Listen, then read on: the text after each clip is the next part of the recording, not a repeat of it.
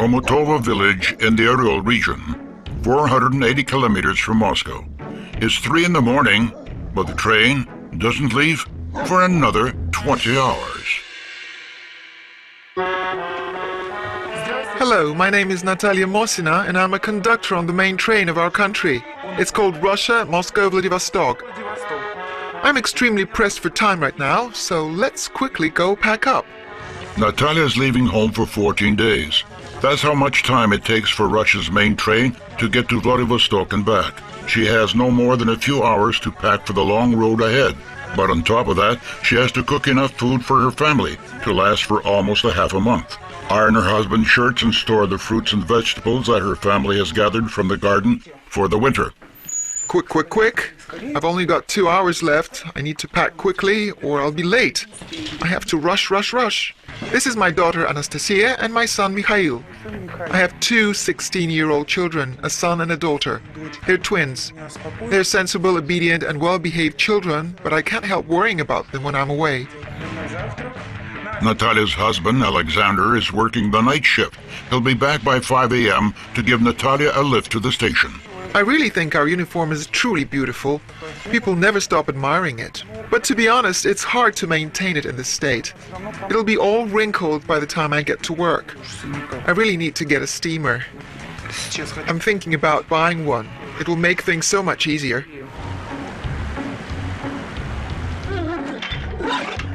The town of Ural, 380 kilometers away from Moscow. This is the house of Sergei Mironov, the chief conductor of the Russia train. It's 8 a.m., 15 hours before the train's departure.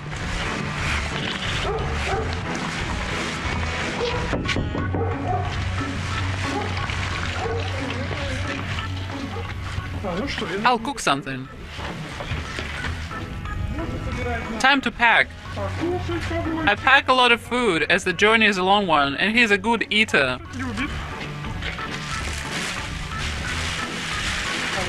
Potatoes, cabbage. He likes stewed cabbage. I'll pack some for him. They'll cook it in the train. Potatoes, carrots, and apples. Ludmila mostly packs fruits and vegetables because they don't go bad for a long time. I think that's enough. Okay. I guess everything's ready now. Sergei, this is for you. Oh. I don't really want to go. I want to stay home, where my heart always is. East or west, home is best, right, Lyalia? You've been so sad today, haven't you, my little girl? You always feel that way when I leave. We spend 14 days at work. We don't have many days off. It turns out about 5 or so. During that time, we have to rush to handle all our household chores. Some people have flowers or gardens to look after. Others have pigs. I've got both. Oh, I'm already running late.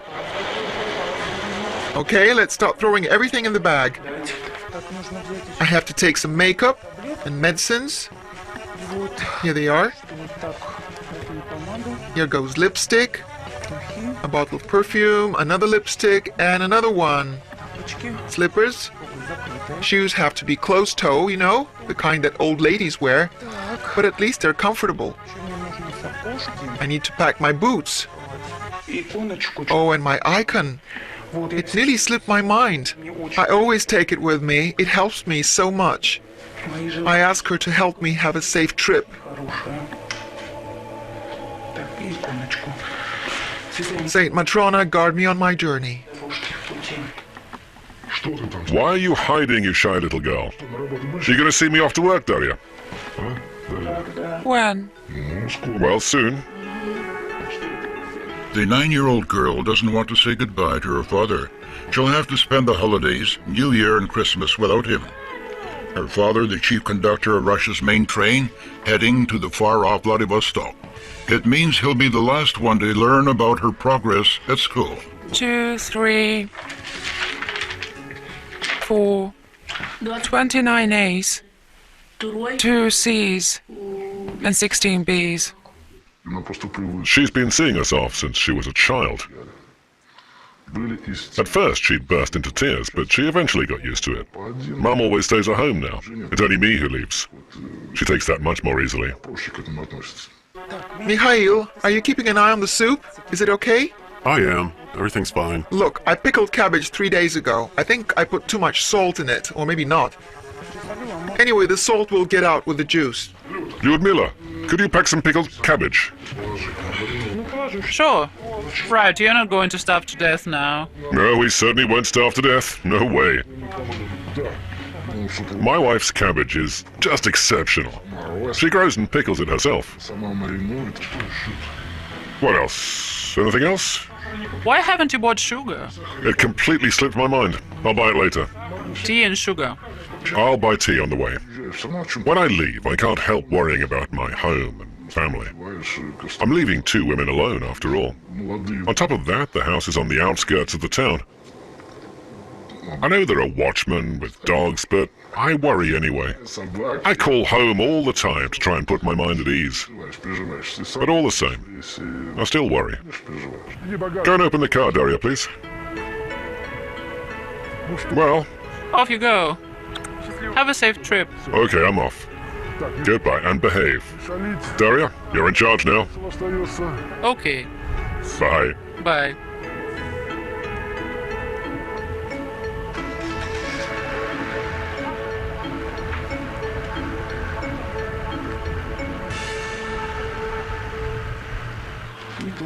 Don't cry. Be a good girl. I love you both. Don't be upset. Be a good girl. Don't cry. I'll be back soon.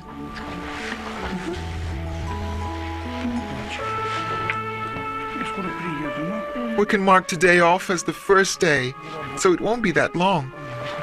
Come here, my dear. Be a good boy.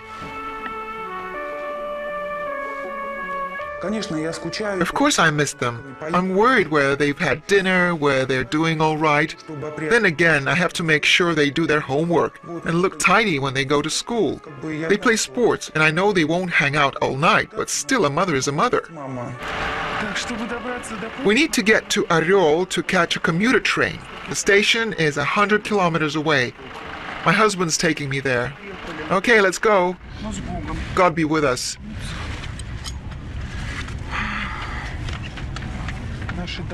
I have to fasten my seatbelt. These roads are a nightmare. There are some asphalt patches, but only in the middle. Everyone's still asleep, but we're going to work. There's no work here, so we have to seek employment in Moscow. It takes us 5 hours to get to the city, and then another 8 hours to get to work. It's a long way. So we're here. That's the station. We'll take a commuter train to Moscow.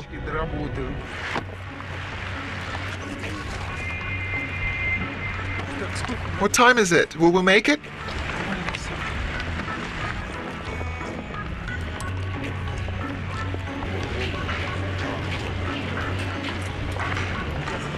I'm taking a commuter train to Kursky railway station.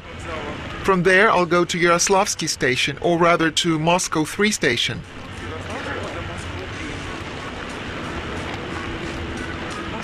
Maybe I'll take a nap on the way.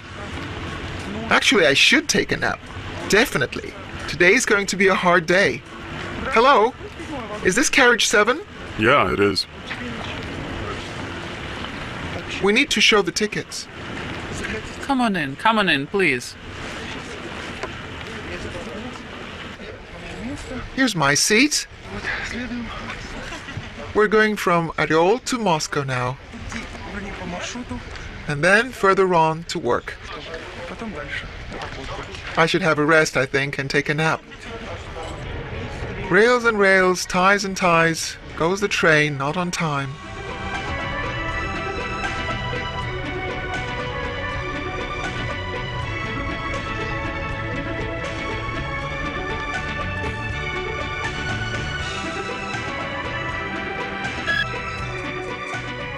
Moscow Station 3. The train is leaving in 11 hours. Hello. Hello.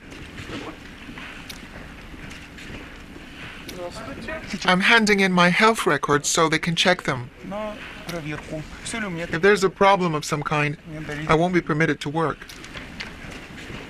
No worries. Everything's in order. Is it? Thank you.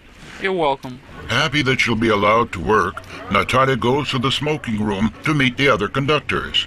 She has 15 minutes before their briefing starts, just enough time to find out how they spent their days off. There's a common room in our wing where we usually meet up. Our trains come to Moscow at more or less the same time, not more than 15 or 20 minutes apart. So we all meet in the common room and tell each other what we managed to do in the few days we had off. How was your time off? Fine. I've heard airlines are planning to cut ticket prices for travelers without luggage. There's some new airline that runs small passenger flights across Russia. Our tickets cost $80, but you can get a plane ticket for as little as $20. But one passenger has told me that they don't fly on weekends. Can you imagine? They're going to be our real competition. Of course we're worried that people will stop using trains at some point and then we'll be left unemployed. Although we hope our train will never be cancelled. It's Russia's main train, after all, our pride and joy. That's why we have hope that we'll never lose our jobs. Let's change our clothes. Let's have a smoke first. Smoking's bad for your health.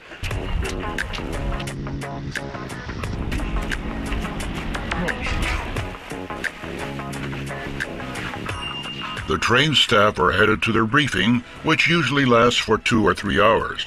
Although the questions might seem easy at first glance, conductors must answer them again and again before each trip.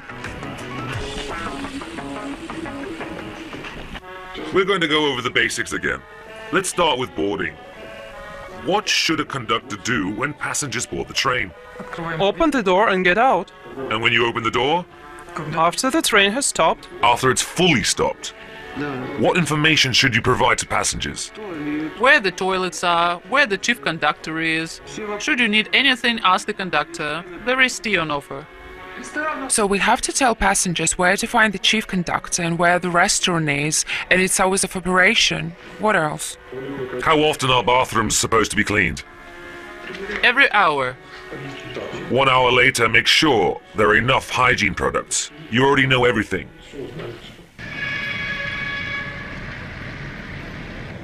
Moscow Station 3. The Russia train leaves in 6 hours. There's not much time left, and there are still a lot of things to do. Conductors have to go to their carriages, make the beds and lay the carpets. In addition, they have to vacuum and clean everything, place the hygiene products in the bathrooms, but first, they'll have to find their carriages. Look, is that our train coming? Our train was undergoing maintenance in the building number 11. A switch engine just picked it up and is taking it along some alternative track. When it comes here again, our carriages will already be coupled. They will. Once they have coupled the carriages, the train will be ready. The train is like a caterpillar. The locomotive is its head. It also has body and the rear end, just like this. Why should we run around with all these bags? Let's just wait for it here. If we go over there, it's entirely possible the locomotive might pick the carriages up and move here. Exactly. It will pick the carriages up, pull them to the alternative track, and then back here. There's no other way, because there's no crane to rearrange the carriages. We'll wait for the train here. I'm not so keen on running around looking for the train. We'd better wait here for the carriages to be coupled. The train didn't come for a long time. Of course, it wasn't nice to wait in the middle of a puddle. I was worried my feet would get wet and start smelling once I got inside. I was angry, but not really furious, because that was only to be expected. After waiting in the cold for 40 minutes, Natalia's fellow worker, Svetlana, calls the chief conductor. We're still waiting. The train must be somewhere on an alternative track. There's no sign of it yet. The old carriages have been uncoupled, and the head must have gone for the new ones. Half an hour later, the conductors ran out of patience. They brought their stuff to their fellow conductors in the deluxe sleeping carriages, which had just arrived. There goes the chief conductor with his things. To the first compartment. The first compartment's already taken. Where's Svetlana? Don't take it too far. I'll put him here. There's no room here. When will our carriages arrive? How long do we have to wait? Yeah, put it here. They'll take forever, they don't care. Where are bed sheets, tea products, cleaning agents? There's the car with all the tea things. Yeah, right. Why couldn't they find a switching engine on time? Svetlana, stop speaking nonsense. It's not nonsense, I'm already fed up. It's always like that. Well, it shouldn't be. Stop it, Svetlana. I won't stop. Stop it. Fill in 2 copies of these forms. Oh crap, I left the loading sheets behind. Give me the loading sheets. I'm waiting for tea products. I left them behind. There are also newspapers. Where? With the tea products. They'll be here soon. And what about What? loading sheets? Svetlana, I've already told you I left them behind. Jeez, I could have at least counted everything. What can I do now? Go and get them yourself, Svetlana. Do you think I have 7 arms or 20 legs? Go to the instruction room and pick them up. My carriage is about to arrive. Do you want me to split in 2? You've done this before. You're the boss, you always take them yourself. Of course I was angry. I wasn't happy about it. We want to get inside our carriages and get everything ready as soon as possible. Because besides having to prepare a carriage for passengers, all us conductors have to sell tea, coffee, cookies, chocolate. That also includes souvenirs, glass holders, and newspapers, magazines. These are what we call tea products. As for cleaning products, those are things like cleaning agents, liquid soap, toilet paper, toilet seat covers, and stuff like that. At long last, the staff carriage arrives from the depot, and the conductors get down to work. But now there's a new problem. The carriage doesn't have light or heating. Why haven't you lit the boiler? We're lighting it. Natalia, what do you want? I'm just asking whether we should light the boiler or load tea products. You're a conductor too. Go work and stop bothering me. I want to know your opinion. Should I open the door so that we can sort out tea products, or do we light the boiler? How many bed sheets do you need? How many bed sheets do we need, Svetlana? Someone's calling you over there. Everybody's calling us. I'm asking you, why isn't the carriage heated? Okay, let's unload the tea and cleaning products. Hello, are you receiving tea products today or not? Yes, in a moment. It's not our fault. It's freezing outside. We had to wait in the freezing cold too. They don't really have real fights. That would be much too strong a word. It's a normal working atmosphere, where a certain degree of tension is inevitable. They can't always complete what they have to do on time, and that always makes them nervous. And that's when they start raising their voices at one another. But they're good, competent workers. What they do need is enough time. They're a cohesive team, and they work very efficiently together. And that's what I like about them. These damn doors always jam. Did you decide to let us freeze here? We've barely entered ourselves. Okay, hand it over. Here you go. What is it? Wait, not so fast. I'm not that quick. The conductors in the staff carriage are responsible for the tea products and cleaning agents for the whole train. They have 20 minutes to receive and count everything, and fill in the forms and deliver all bags and boxes to one compartment. Are these tea products? Yeah, tea products. Can somebody switch on the light, please? No one hears anything. I'm gonna move all this stuff to the compartment for the disabled.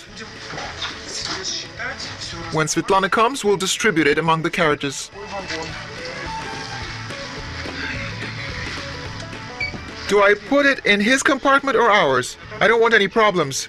Put it here. We'll sort it out later. He'll tell us off because of the bed sheets again. I've already told you 10. 10 what? The carriage has run out of electricity. I didn't know. No one told me anything. Haven't you noticed the lights are off? They left the carriage without recharging its battery. We need electricity for virtually everything now, to open the doors, etc. Once we get electricity back, everything will start working again. There's still no electricity in the carriage. On top of that, the conductors failed to heat it up to the proper temperature. Last time the carriage was heated and it stayed warm all night. If you had heated it up in the evening, it'll be warm now. I heated it, but then they pulled it away. What was the temperature inside here? It was warm. I understand, but if I had never heated a car myself, I wouldn't have understood you. We were running at 3,000 RPM. When will we have lights? We can't work with just flashlights. I just reported it to the dispatchers. I'll call them again. Why didn't you tell him? Look, we can't even light the boiler. I know that. Is he going to light it? Yes, it's his job. So what? We didn't come here to deal with this. But I'm dealing with it. As usual, the train arrived late. It left the maintenance building late and the carriages were coupled late. Typical technical problems. Moscow Station 3, 1 hour until departure. The chief conductor has no more time to help conductors solve their problems. He has to fill in various forms before they depart. Otherwise, the train won't be allowed to leave. I have to state the train's number here. Number 2. This is a passenger train satellite communication, navigation and security control device. I also have a satellite phone right here that I can use to communicate directly with the board of the Federal Passenger Company at any time of day or night. Natalia and Svetlana are hastily trying to sort boxes containing food and cleaning agents. Tea, sugar, coffee, cookies, pistachios. What else do we have? Crackers. The basic essentials that will prevent passengers from starving. I'm off to check the train. Svetlana, put one of these magazines in each compartment. Tell them to come, please, because we've already told them. So tell them again.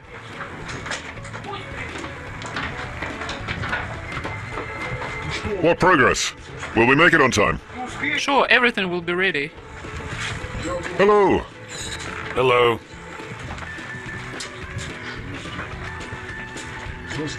I see you haven't made all the berths yet, and why haven't you put blankets in some compartments? I didn't know I was supposed to.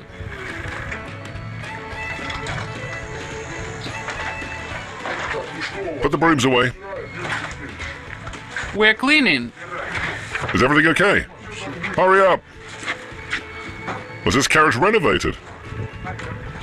Have you checked the TV sets? Yes, everything is in order.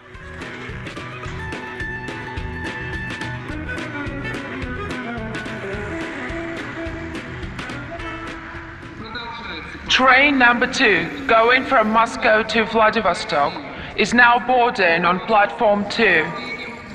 Departure time is 11:45 p.m. Carriage numbers start from the head of the train. Thank you for your attention. The time when the train arrives at the platform is always different. Boarding starts 40 minutes before departure. Conductors go out on the platform, fully dressed, clean-shaven, with flashlights or flags. They greet the passengers with a smile, check their tickets, and explain where everything is. Hello. Hi.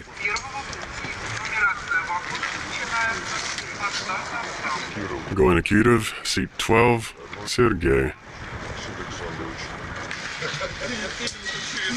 We missed the previous one.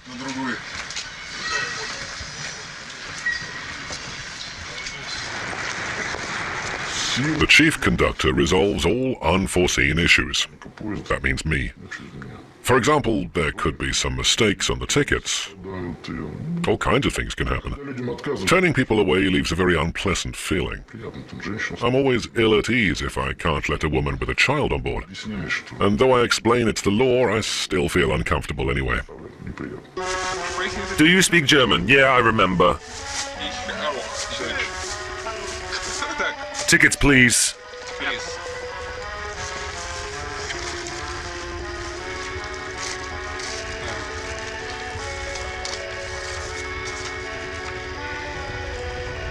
Seat 21.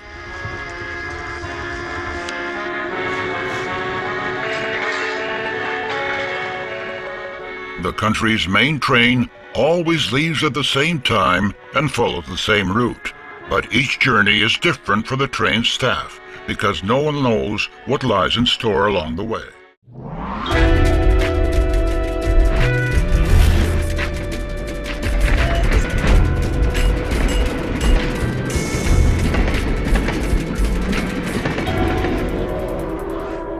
The Moscow to Vladivostok train is the country's most important rail journey. It's the most difficult. No, move back! And the most unpredictable route. But it also has the most experienced conductors. Tell me, Chief, what can you do to me? Everything. I can do everything. How far will they go to protect passengers from fire? Engine driver staff car speaking. Smoke was pouring out. Or keep the frost away at 50 degrees below zero? Well, can't you go any faster? It's cold out here.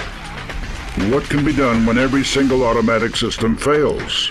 Okay, guys, here we go. Uh-huh. Come on, Sergei, we're off. The main Russian train crosses the entire country and back again.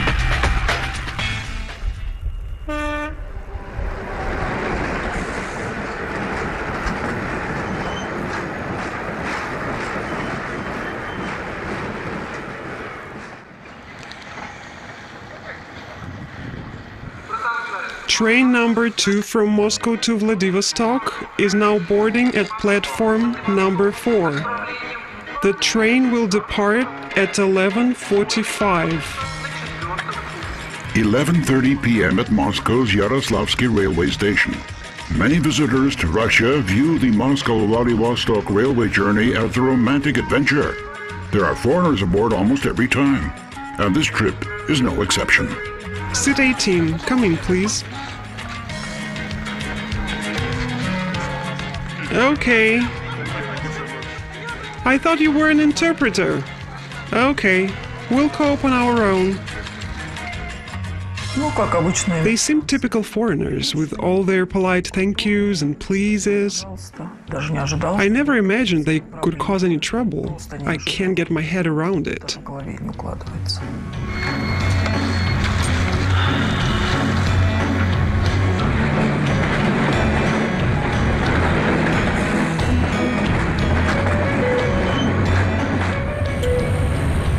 Ladies and gentlemen, please pay attention to all railway signs and signals. Please be aware that the railway can be a dangerous place.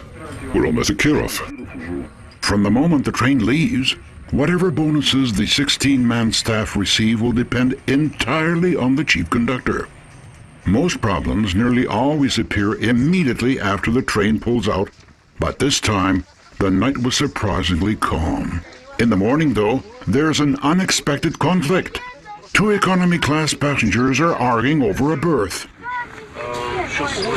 We bought tickets in Tumin on December 30th. My wife is pregnant, and we have a small child, so I asked for 2 lower berths and 1 upper. The cashier said that only 1 lower berth was available, but all the way the other lower berth was empty. Now some woman has boarded and claimed the berth. I boarded just an hour before departure. That's right. There's a special electronic reservation system. And what about the tickets we bought? They were reserved through the same system. So why couldn't we get this seat then? Because it had already been taken. Well, give me some paper. I want to make a complaint against the Russian railways. You are not abiding by the contract. We're getting out and making a formal complaint against you. Complain about what exactly? We'll take another train. It doesn't matter. We'll pay. Pay for what? For a lower berth. You can't pay me. You have to pay at a ticket office.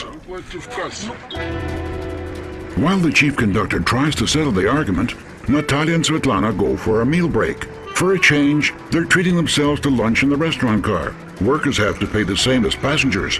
There are no staff discounts on offer. Enjoy your meal.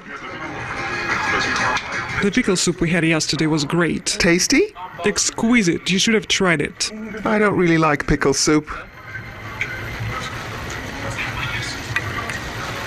We should try the sausage soup. Sausage soup? I think we should do it. I have to talk them into cooking this sausage soup. I don't think that'll be difficult. Meanwhile, the conflict in economy class is getting out of hand. We'll be completely exhausted by midday when we finally get out. My baby will have to sleep up there and we'll be stuck here. I hear what you're saying, and I've explained that these seats could have been reserved online. Can you find out? No, I can't. That's a cashier's job. You shouldn't be complaining to the conductors, but to the cashiers. We can only go by the tickets that we see, the ones that you show us. We can't do anything else about tickets. All we can do here is to do our job properly on the train. Always the way in Russia. You're separate from the cashiers, you're separate from passengers, there's just no connection. Yes, there is a connection. I'm sorry. No hurry. Easy for you to say. You're not working and I have to go. The boss is not here. There's no one to be afraid of. The passengers will cope without you. He'll be back soon. Isn't he doing a poll? Yeah, you're right. Yeah. When the cat's away, the mice will play. Yeah. He'll be ages. Folder in hands, asking everyone. I can't let her take the lower berth. Why? Why? No one objects to an upper berth.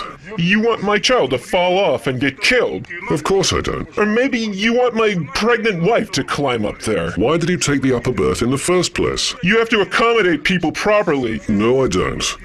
Not anymore. You can ask the cashiers. It's been 10 years since I did that. It was ridiculous. The conductor did let them take the lower berth, but only on condition that if a passenger with a valid ticket for that berth arrived, they'd have to give it up. But when the woman turned up, they simply refused to give it back to her. I thought they'd really booked lower berths, but they actually had upper ones. When people are buying tickets, any berth will do, but once they're here, they start playing up. Let them have their way. They won't vacate the berths. It's Sergei's duty as chief conductor to resolve the conflict, so he has to be patient. He tries one more time to make the troublemakers see reason. Excuse me, didn't the conductor warn you that you'd have to give up the seat if this passenger arrived? Tell me, Chief. What can you do to me? Anything. I can do anything. You're only good at making passengers get out. That I can definitely do. If a passenger causes trouble, I can file the papers and evict him. You just said you can't do anything about the problem. Oh, these people are completely out to lunch. Here, grab your stuff and follow me. I'm going to find you a seat in another compartment. There was no other way but to transfer the woman to another carriage and then find her a seat in one of the compartments. Luckily, there were empty lower berths there.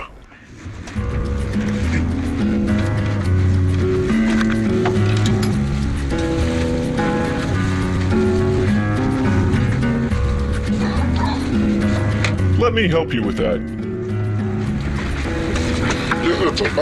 I'll write a report and make an entry in the log.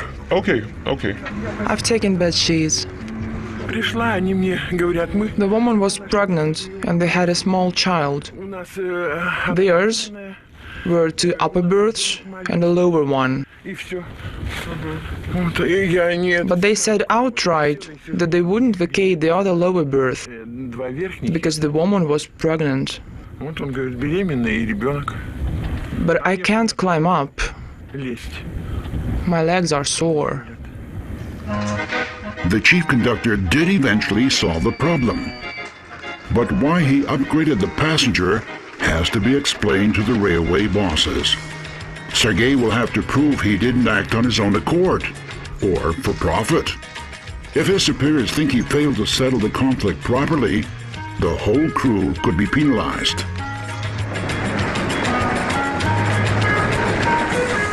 I'll just write it down in the log now that to avoid a complaint, I had to transfer a passenger from seat 3, carriage 20, to another seat. Conductor Sergei doesn't often visit the restaurant car. He's on an economy drive. Let's put some powdered cream in the bowl. A bit more.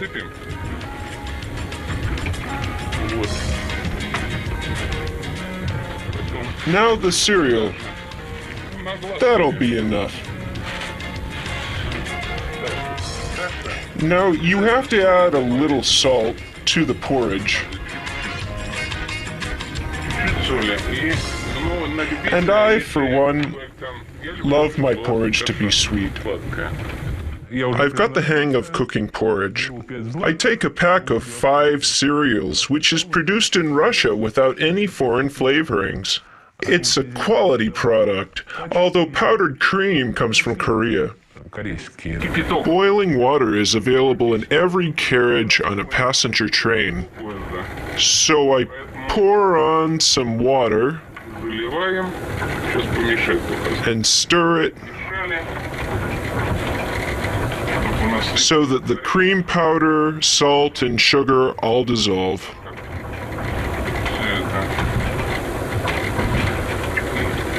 Now I just put it on our makeshift stove and wait.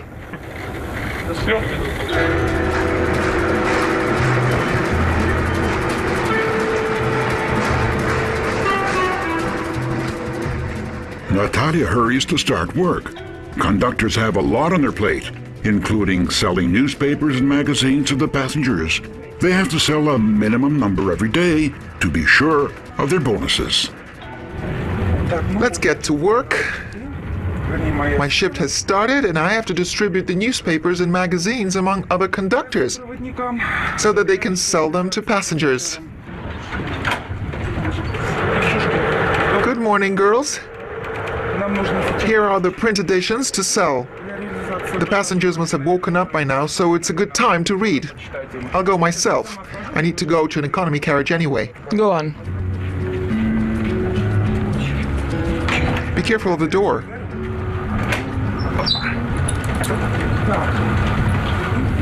Okay, 3. I'll put one aside for myself. 4, 5, 6, 7.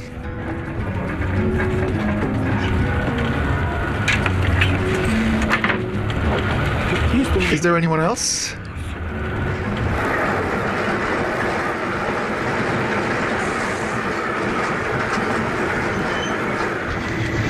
That's a travel set.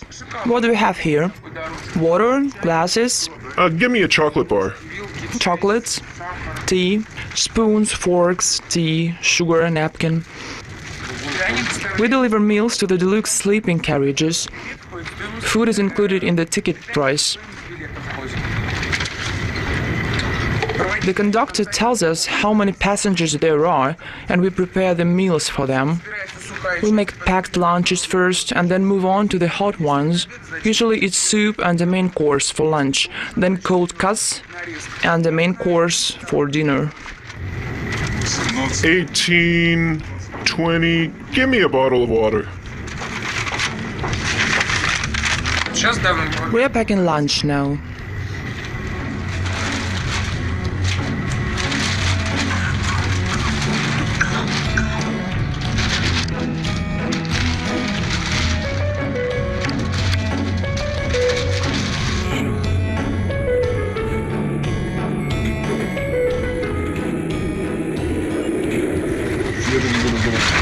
Car 2. Seat 15. One for you, yes. Number 4. Enjoy your meal.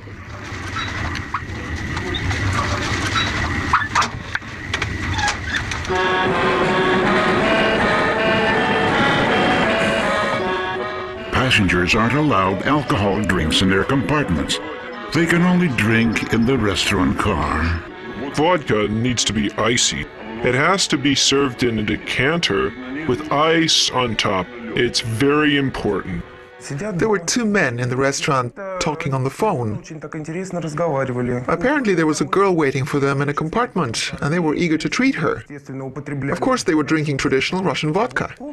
We wanted whiskey at first, but it costs about $100. The price was okay, but in the end we decided against it because it was warm. I'd have a beer and take it with me. We will.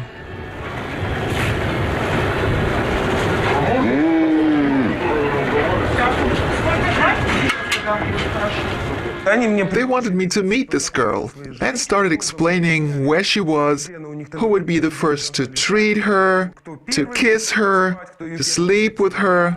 What can I say? That's vodka, vodka. Come and film this girl. She's been waiting for us. Cool. Super. We can't think what to do with her. Now we're going to drink our beer. Wow, Toma. Are you waiting? Don't touch her, you idiot. There she is, our girl. It was funny and disgusting at the same time, because they were talking about a sex doll, as if it were real. Don't these men have wives and mothers? To talk about a sex doll?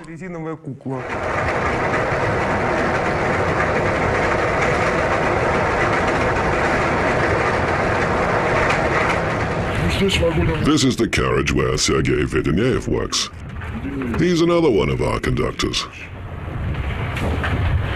He's worked on the railway for ages. I almost live here. Funnily enough, on the same route. On the same train. On the same train. 30 years. How long, Sergei? 30 years on the same train? Even more. More than 30 years. The Moscow-Vladivostok Railway isn't just a train to Sergei Vedeneev. It's been his whole life. To some people it's just a train, but for me it's much more than that. After 30 years, I tend to see it as my second home. Throughout that time, Sergei Vedeneev has collected memorabilia about Russia's main train. He's even created a website. Glavpoest.ru. Russia's main train. The main train in the country. You should visit the website. There are some very interesting films to be seen on there. You'll find everything about the Russia train. Railway life. Anything you want. We do have certain problems. Sometimes I want to leave for good, but then I think someone has to do the job. After all, I've given the train 30 years of my life, so how can I leave? We're sort of connected. I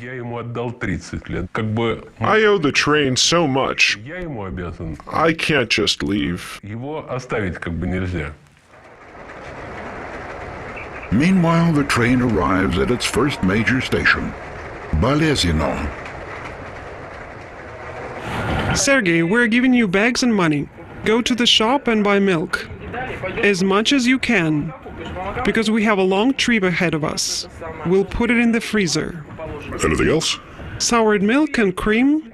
You like sour cream, don't you? Tomatoes and mayonnaise for the salad. Cheese curds next? Cheese curds too, but not the ordinary cottage cheese. You want to go yourself? I can't. I have a sore throat. I'd better wait here and have some tea. Oh, bring a lemon. Just buy whatever catches your eye. We've given you the money, so hopefully you won't let us starve. And I'll go and take some pills. I have to do the shopping myself, because one of my conductors is with the passengers, while the other one isn't feeling well and resting. So I have to be the breadwinner today. We can't do without milk and cheese. And Belezina is the only station where we stop that I'll have enough time to buy the food we need. Meanwhile, the train arrives at its first major station, Belezina, 1,247 kilometers from Moscow.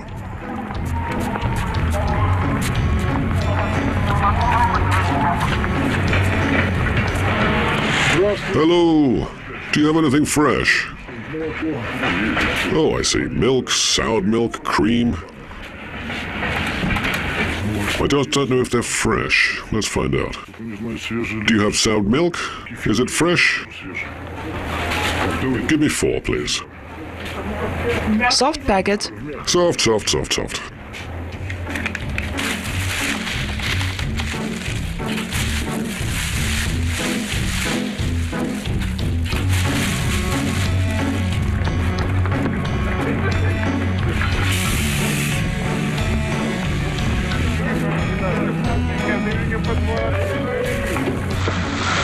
Got everything? Yep. Well done. What's this?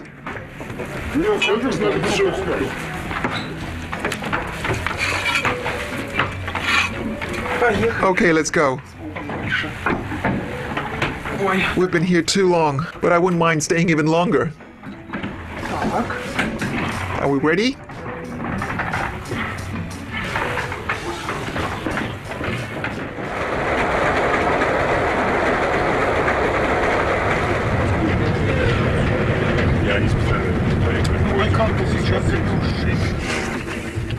Every day, the chief conductor inspects every carriage. Is everything fine? Conductor's okay? Enough tea and coffee? What about the toilets? It's good.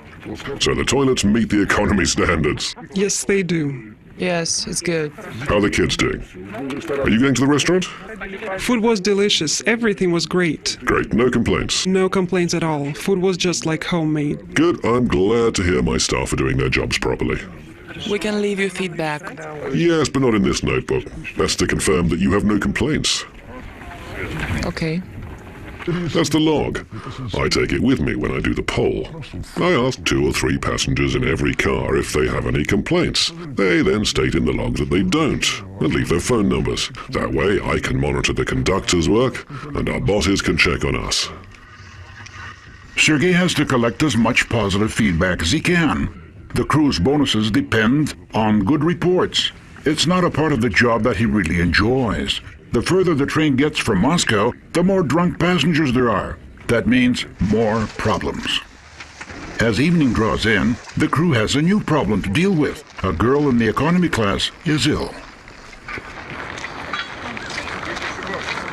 Here, in this carriage.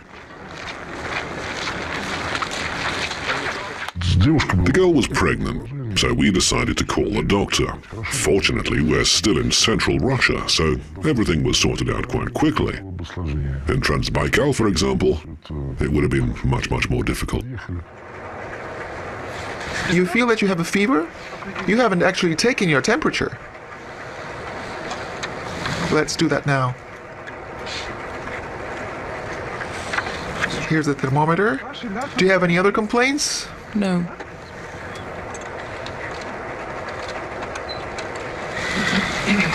Are you going far? To the end. Have you felt ill for long? No. So you're traveling to Vladivostok?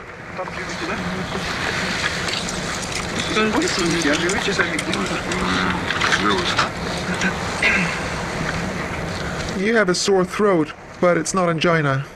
Just a common cold. Do you have any medicine? Give me the thermometer. But I'm pregnant. Is it safe? I'll leave you an antiviral drug called Arbidol. You've caught a cold. It's not angina. Is it safe? You're pregnant? How many months are you? 4 months. 4 months? Then you'd better not use it. Just stay in bed, drink plenty of liquid, and you can buy a lemon in the restaurant car. Well, she was pregnant, and she preferred not to take any pills. And practically no time, my conductors managed to find her some honey and lemon. Women understand that sort of thing. We had 3 cases on train 72 today. We took a sick child to hospital, and the chief conductor was ill too. The train moves on. The staff are decorating the car for New Year's. A holiday is always a holiday, even on a train. Like that? Like that. Let's glue it.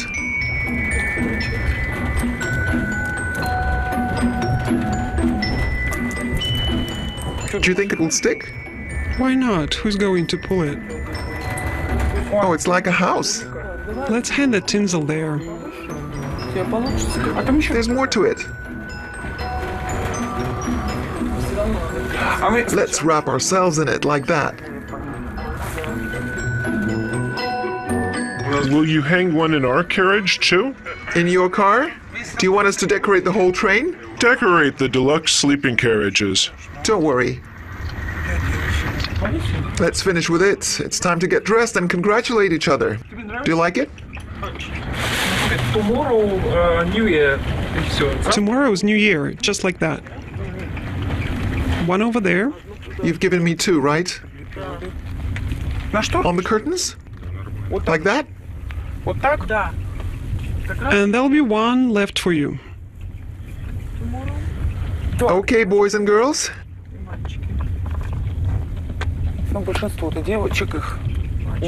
Isn't it askew? It's fine. Okay? Okay, thanks. You're welcome. Oh, here's our boss. Do you like it, boss? Yes. Look how creative we are. The holiday's coming. Our foreigners have already congratulated us. The holiday is coming.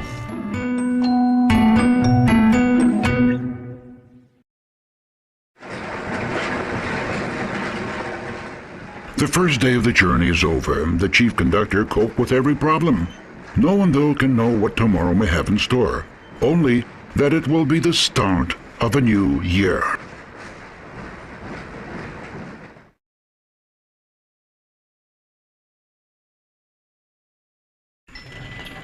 New Year's Eve, and the train staff are trying to celebrate, but something always gets in their way. Didn't they load the carts with coal? We need 2 full carts. I thought they were loading them up with coal. Now the conductors have to carry coal from one carriage to another. At the next station, the Snow Maiden swaps her champagne glass for a heavy crowbar. Hey, you stop hissing. You don't scare me. In the evening, everybody must forget about the holiday and instead clean the toilets after one passenger had had one too many. I saw him throwing up with my own eyes. I saw it. The other conductor saw it too. Will the staff make it to the table before the clock strikes 12? Here is the tree.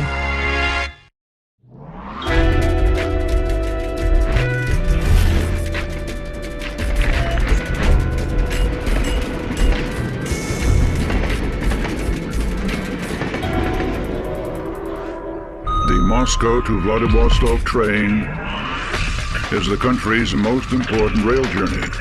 It's the most difficult. No, move back. And the most unpredictable route. But it also has the most experienced conductors. Tell me, Chief, what can you do to me? Everything. I can do everything. How far will they go to protect passengers from fire? Engine driver, staff car speaking. Smoke was pouring out. Or keep the frost away at 50 degrees below zero? Well, can't you go any faster? It's cold out here. What can be done when every single automatic system fails? Okay, guys, here we go. Uh-huh. Come on, Sergei, we're off. The main Russian train crosses the entire country and back again.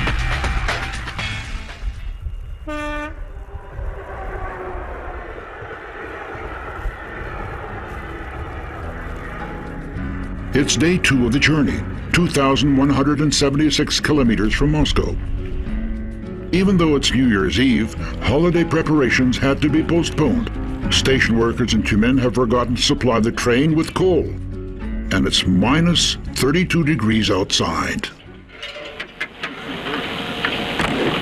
Go on. Do you have permission? Yes. Show me. Seriously, it's forbidden to shoot here. Well, can't you go any faster? It's cold out here. Guys, you can either go there or there. I'm up to my ears in work. Didn't they fill up with coal? Don't know. What's going on here? I'll call now to find out. I've got 2 wagons, look. There are 2 for the coal. Numbers 0 and 25. The wagon was here, so I thought they were loading them up with coal.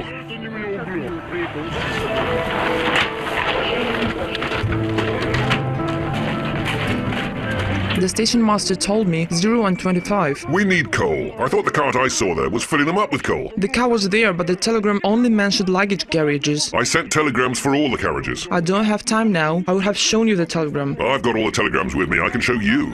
It reads, fill luggage carriages at end of the train. You should have told me when they arrived, but nobody said anything, so what can I do now? I had a bit of a fight with the station master. It's not her fault. Basically, she didn't know she hadn't seen the telegram. So we have a coal shortage. And they had to borrow from other carriages and carry it so the passengers wouldn't see. People want to be warm while they travel, and it was freezing outside. Below minus 30.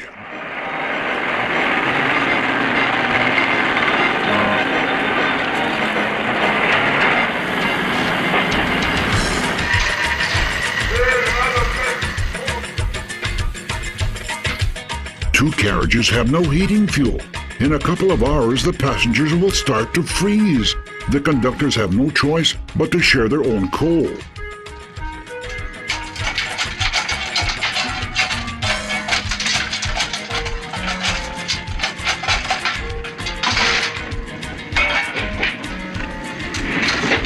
It will burn out, and then we'll add some more when it flares up. With God's help, we'll move on. We'd spend so little time here, I'd stay a bit more. Why is it dripping so much? We're setting off. Perhaps it was my red cap that wouldn't allow the driver to start. I'll show him the flag now. Maybe our red caps prevent the driver from starting the engine.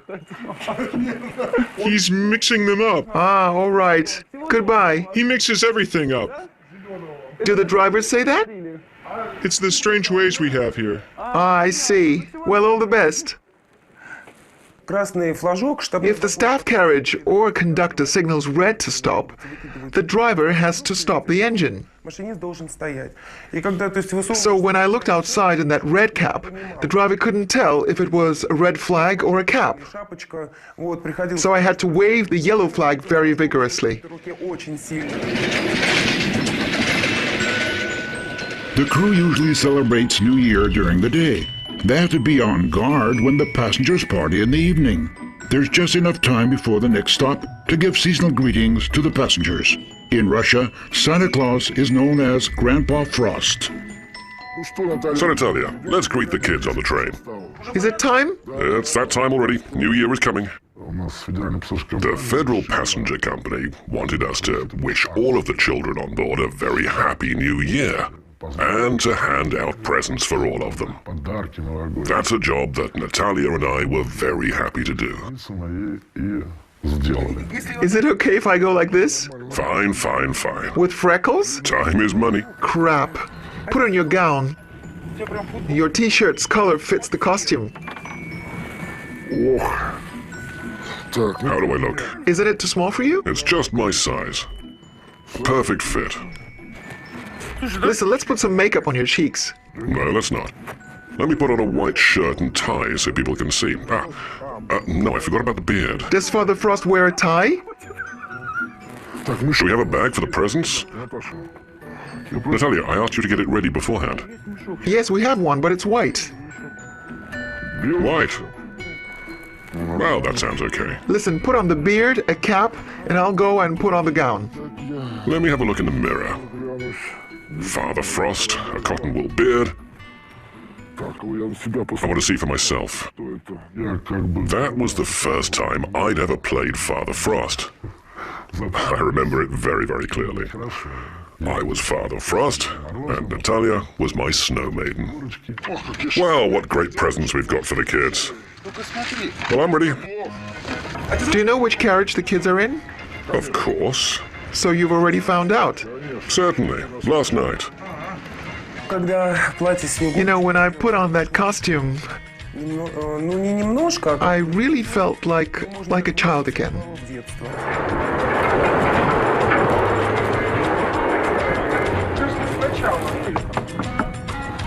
Hello! Oh my god. Father Frost and his helper are here. With the Snow Maiden. The Snow Maiden is my granddaughter. Hello. Hello. Happy New Year. Happy New Year. Thank you. Happy New Year. Father Frost has brought you all a present.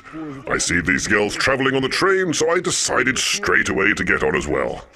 What's your name? Just look at this bag of presents. What's your name? Tell me. Our name's Lana. My little sunshine girl. Ilana, do you know any poems, do you? Come on, tell us. Tell us a little. I'll help you.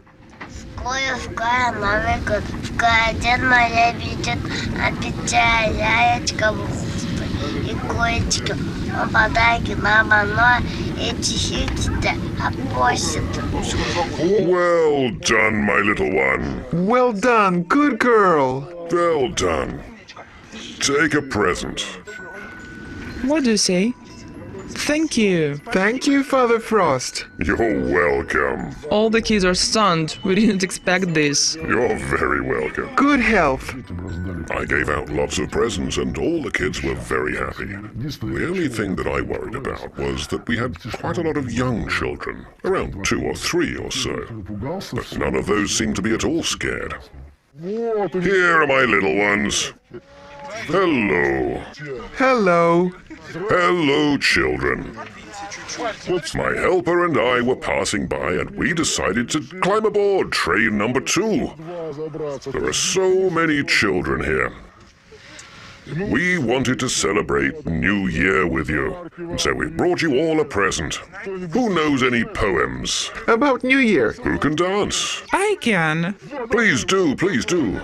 Mom, give me my slippers. So how are you going to dance? Sing us the song, The Forest Raised a Christmas Tree.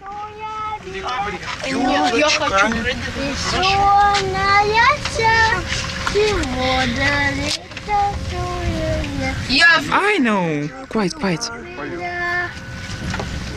What a clever girl. Well done. Let's give her a round of applause. So, Go on. В декабре все деревья в серебре. Нашу речку, словно сказки, за ночь вымостил мороз. Вот обновил коньки, салазки, елку из лесу привез. На пруду сверкает лед, наступает Новый год. That was splendid. A round of applause, everyone. So let's give the children their presents. good health, prosperity, all the luck. May all your dreams come true twice over. Thank you so much.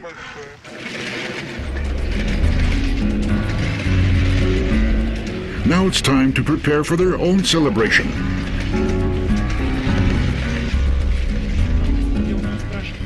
They'll soon be stopping at Omsk, where the conductors will go to the local shop and start setting their New Year's table.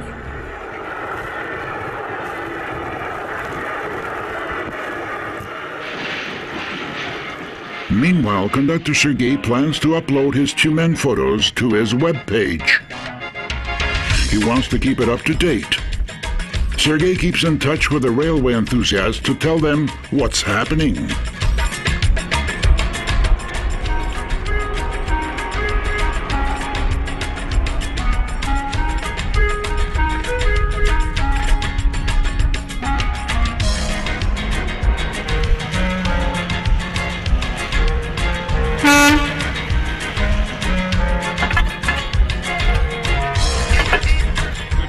On platform 1 at Omsk station, there's an old steam engine with a carriage attached.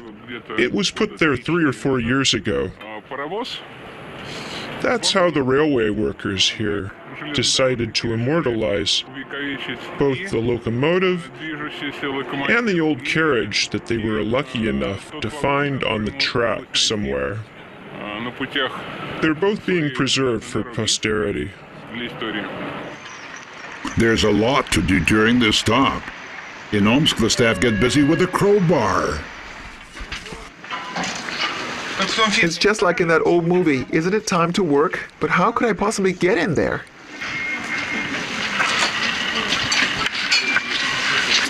I need something heavier than this. If I hit it as hard as we hit things in my village, it would all go, including the wagon. A crowbar is an important safety tool on the railway. Of course, it's nice to meet a good-looking model, but if she goes to work under the carriage with the crowbar, it's not such a prestigious image.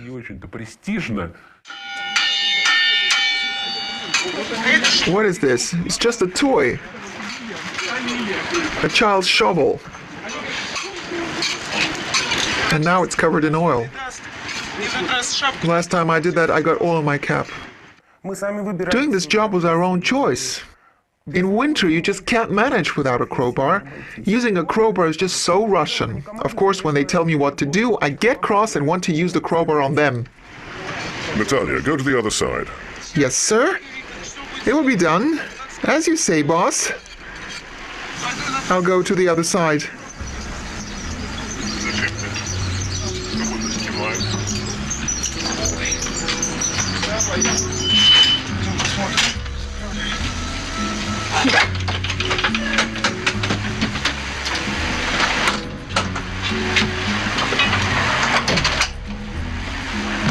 Wow.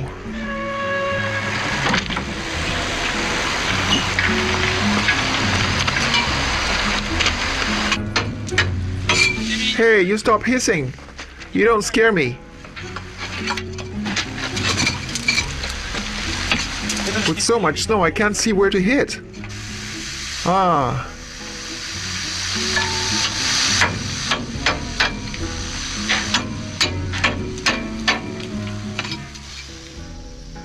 Whew. Time for a little rest. Ah, these are my new gloves.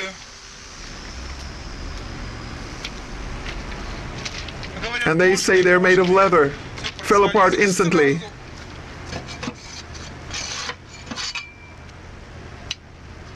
Oh my.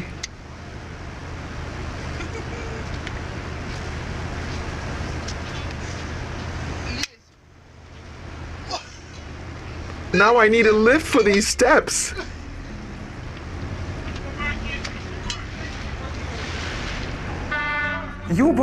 I've torn so many skirts and trousers as well. That's what happens when there's a low platform and climbing into the train is quite uncomfortable. The steps are very high. You have to lift your leg, and if you're in too much of a hurry and don't hitch up your skirt, then you hear that awful ripping sound. Hold on. No, no, no, no, no. Please. No, girls, keep back. No, girls, keep back. Are you crazy? Please. Too late. Goodbye. The wheels are turning. It's too late. Just as I was signaling the driver with the yellow departure flag, two girls came rushing out of the subway, begging to be allowed onto the train. And they were showing their tickets. But it would be extremely dangerous for passengers, and it's absolutely forbidden under any circumstances. It's a primary safety rule. I don't have the authority to allow it. New Year has already passed in this time zone, and passengers are drinking champagne. But our crew can't start celebrating yet. Conductor Natalia hopes to stay on Moscow time to do that. She takes a moment to catch up with her children. Okay, I'll call my daughter and son.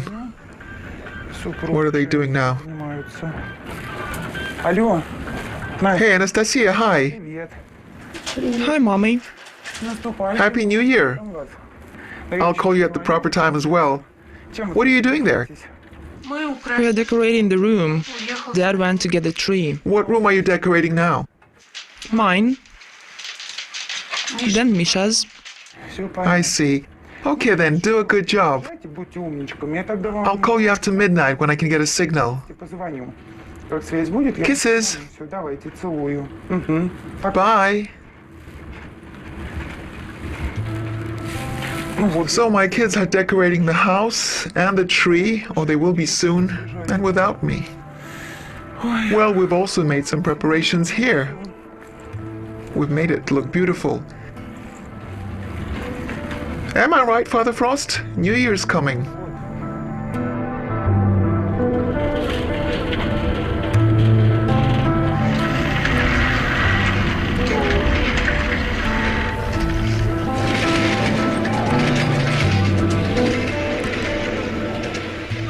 Svetlana brings bad news.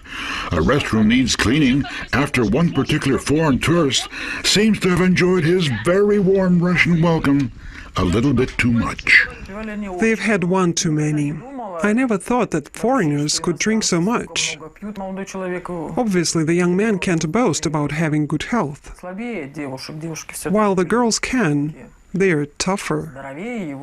He couldn't cope with all that alcohol. No one enjoys this job, especially over a holiday. Conductors Natalia and Svetlana try to convince the young passenger to clean up after himself, but he's not at all willing. We caught him red-handed. He was telling his girls that he hadn't done it, that we were making him look bad. It was very embarrassing. Girls, don't lie. I will call the police.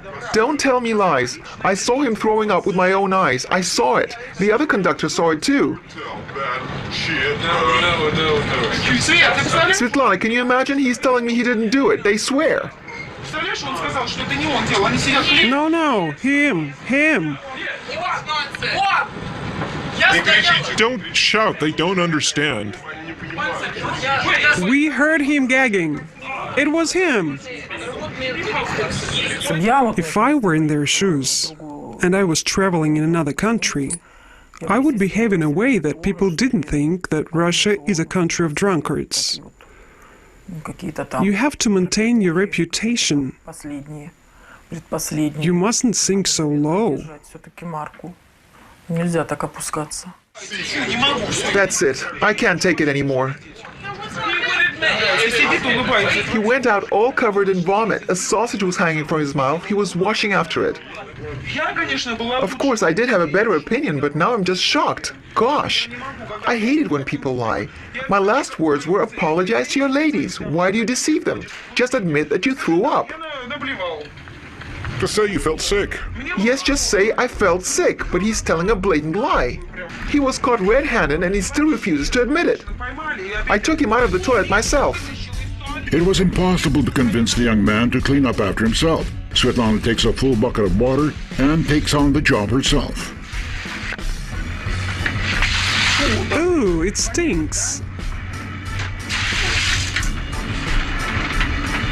It's awful.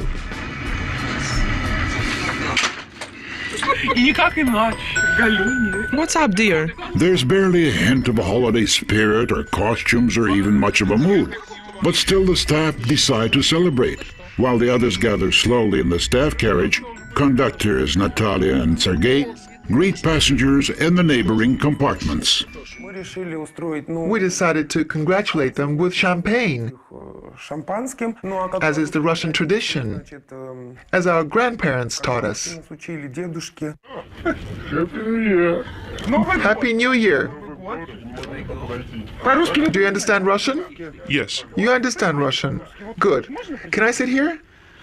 Happy New Year to you. Translate for your lady. I wish you good health, prosperity, happiness, and good luck. According to Russian tradition, on New Year's Eve, when the clock strikes midnight and people drink champagne, everyone writes a wish on a piece of paper. A wish, you understand? A wish for something. You write a wish, then burn the paper and throw the ashes into champagne. And then you drink it. Open the bottle, Father Frost. Here you are, dear. But please don't spill it on me. Happy New Year. Happy New Year. Thank you. Naturally, they didn't understand what we wanted at first. Then we explained that it's a wish, and it comes true, and they were more interested. Good evening, my dear conductors. Hey, good evening. You've gathered here to see in the new year. Come and drink tea. Did you bring us presents? Certainly you'll be getting presents. Why are you hiding the Snow Maiden? Snow Maiden, my dear granddaughter, come in, come in. Come in, come in. Say hello to the team. She's a bit frozen, my dear. They're also dashing. He took me across the forest, across the bushes. You look so pale, my dear. You should be pink from the warmth. Does everybody have tea and sweets? Father Frost wishes you good health. Thank you. Professional progress. Can you wish for family happiness? And family prosperity. More money. Well, more money, of course. A winning lottery ticket for 7 million or so.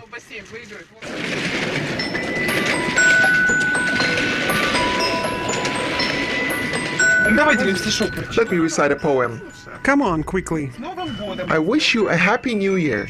May Father Frost freeze miseries and sorrows. Let him cheer your company with merry chimes instead of tea, jokes, laughter, piles of toast, wit, and your own success. Happy New Year! Happy New Year! Happy New Year!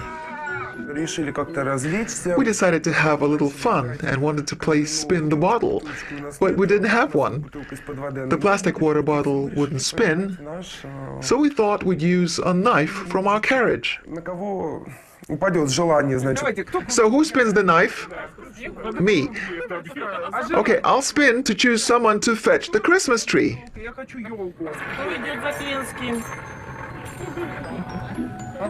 Vera, you have to go and cut one. Go and chop us down a tree. I'll bring us all a tree. Now we'll send everyone away and be left alone. Here is the tree. Where's Sergei with the sweets? The tree switches on.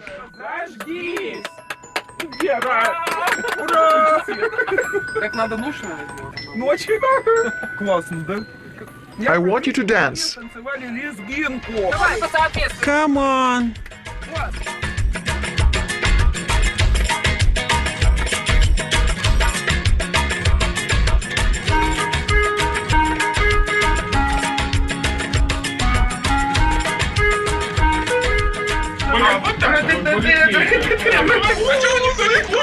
Where's the applause?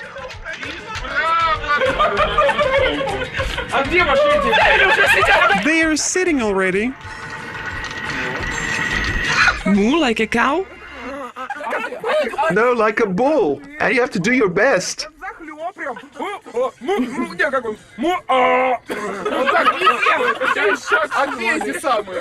Where are the foreign guests? You'll scare them.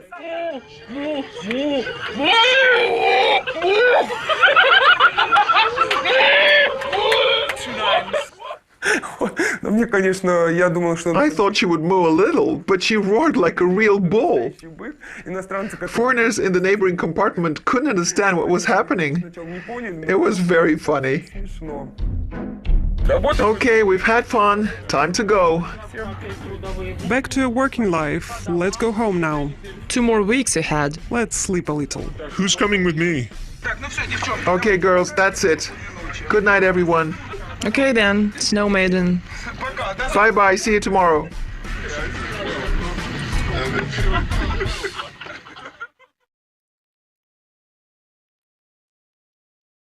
The train has now traveled half its journey. Conductor Ludmila almost got married. I won't give up. Anatoly, conductor in the economy class carriage, was nearly beaten up by drunk troublemakers. And the bio-toilets in several carriages have broken down. Crap was just coming out of the ceiling. Not even the station staff could fix them. Come on, move it. Now the engineer has to break all the rules.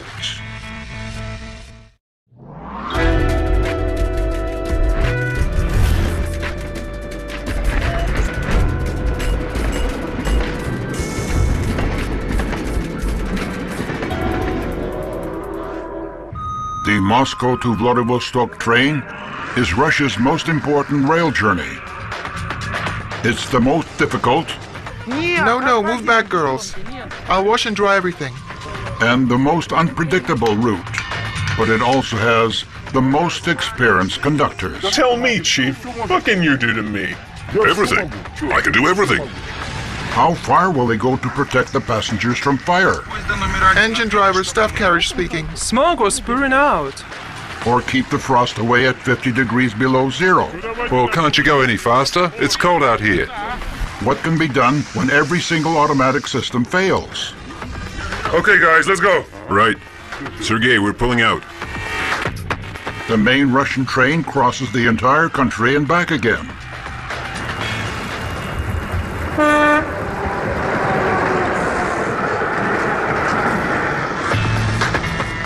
Eastern Siberia, 4,000 kilometers from Moscow. There's an emergency. One of the conductors has been assaulted by drunken passengers. I went to the bathroom. The opposite door wouldn't close. I shut it behind me. When I went out, there was a man waiting for me in the corridor. I wanted to show how tough he was. Ticket number? IS 201. The chief conductor wants to avoid waking the other passengers and wants to make the revelers see sense. He finds that one has already passed out and the other is still causing trouble. He's only violent when drunk? I don't give a damn. He shouldn't drink so much then. He attacked me. He didn't hit you. Yeah, because I dodged his blow, otherwise he would have hit me. Why would you attack a conductor? Passengers sometimes start fights, but we don't often evict them. Usually we try to make them see reason and let them go on to their destination. The chief conductor has managed to calm the troublemakers, but now he has to calm Anatoly down. He wants his attackers evicted straight away. Look, they're still quiet for now. I have written a report, so let's just hope that that keeps them at bay. After all, no one got hurt. But we're gonna call the police anyway, right? Sure, we'll call them. The chief goes to get some well-earned sleep for an hour. Natalia will have to meet the police officers and control the drunken passenger situation on her own. My shift has just started and I already have problems. There's a group in carriage 12 that's disturbing other passengers. We'll contact the engine driver through the Nizhny Udinsk station. Engine driver, staff carriage speaking. Number 1713, listening. Hello, can we call the police from the Nizhny Udinsk station to carriage 12? There's a couple of passengers causing trouble. There was a father and son who were bothering other passengers. It was nighttime and everyone was trying to sleep. So we had to scare them a little. Well, not scare them, just warn them. We called the police squad from the nearest station.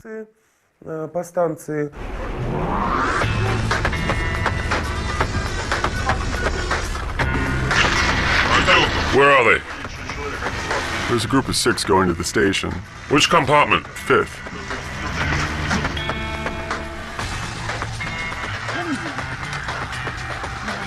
What's the problem? Why aren't you still asleep? Well, are we taking them? Are you taking them to the station or what? What do you have there? You know. Do you know what time it is? There'll be another station in 2 hours and the police squad there will check on you. Sure. Goodbye. Have a safe trip. The police are moving on, but Anatoly still has to travel with the drunks. I don't know what he's going to feel like, but I'm shaking right now. I could have provoked him, made him leave the train, but I wanted to smooth the conflict over. Sometimes we don't evict troublemakers because we feel sorry for them. They don't realize we can really do it. And I feel sorry for the conductors. Anatoly is an older guy. He didn't deserve to be treated like that. Andrei is electrical engineer for the train and the deputy chief conductor. It's his job to repair anything that breaks down during the journey. Andrei, are you busy now? What's wrong? I need you for a second. What do you want? It turns out much more than a second. What the crew dreads most has happened. A toilet has broken down. The vacuum line, it's freezing. This is a hard case. We'll warm it up with boiling water, I guess. The engineer is going to open a hatch for me in the corridor.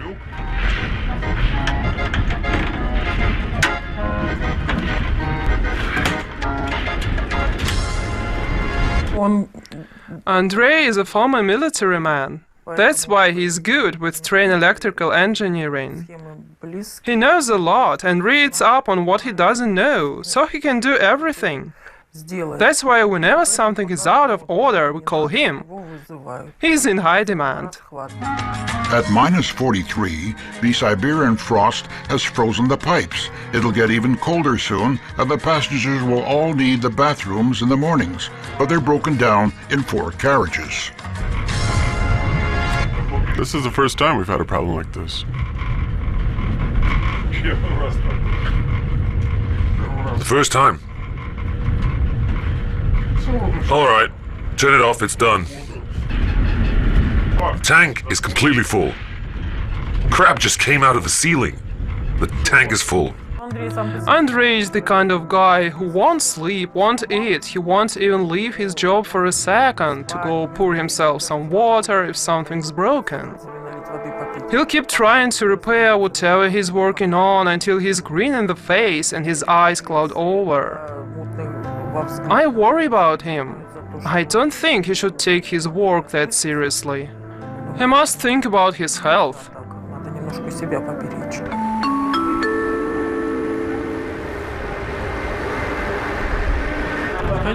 I'm going to the shop to buy something to cook dinner for my husband. He likes lard. We're run of food we've taken from home, so we have to replenish our suppliers at stations. 5 a.m. in the eastern Siberian town of Achinsk, 3,957 kilometers from Moscow. Good evening. Do you have lard? Lard? Yeah, lard. I can't see it anywhere. Show me, please.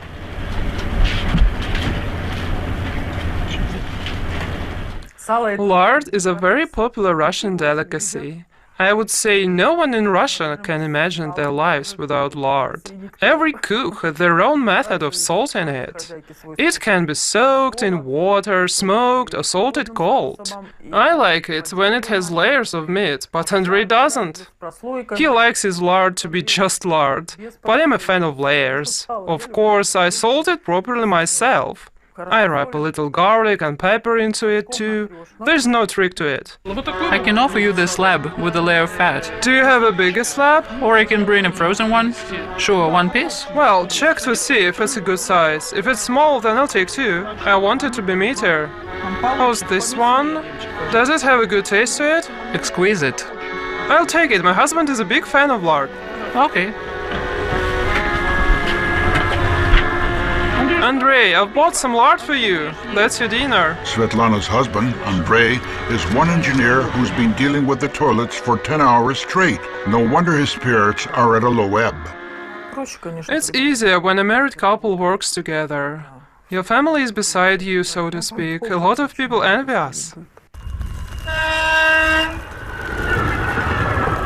Affairs of the heart in the workplace are not entirely unheard of. The chief conductor was not immune. Our chief conductor is married to a former conductor. It was on this train that I met my wife. That was 18 or 19 years ago, 1994. Back then, we were both young and attractive, and we worked on different crews. We met each other along the way. I was her boss for 5 years. And then we had a baby. And that's when she had to leave her job because you just can't leave a small child all alone. She raises our daughter now. We miss each other and we often talk on my coffee now. Better get back to work.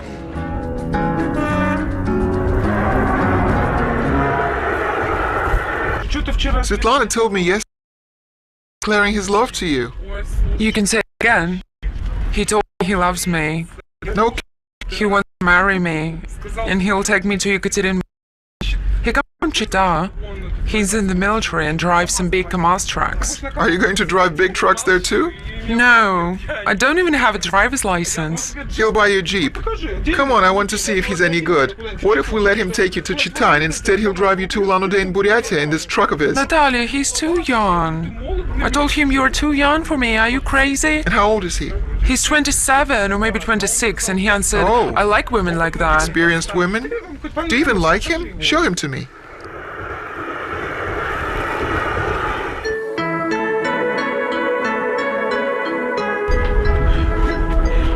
Here he is. Hello, He's been shy. Of course. what's your name? Victor. Victor. My father's name is Victor. Here's my Victor. Nice guy. Nice guy? Yeah. So you like our girl? I do, very much. On the very first day that I boarded the train, I immediately told her I'm in love with her. I even proposed to her. But she's full of doubts for some reason. She says the age gap between us is too wide. What age gap, Ludmila? I don't know what she's afraid of. Well, actually, I'm still quite young and not bad looking. I told her to quit her job and move to my house. Is it far? In Samara. Where? In Samara. Oh, Samara. I'm deployed there.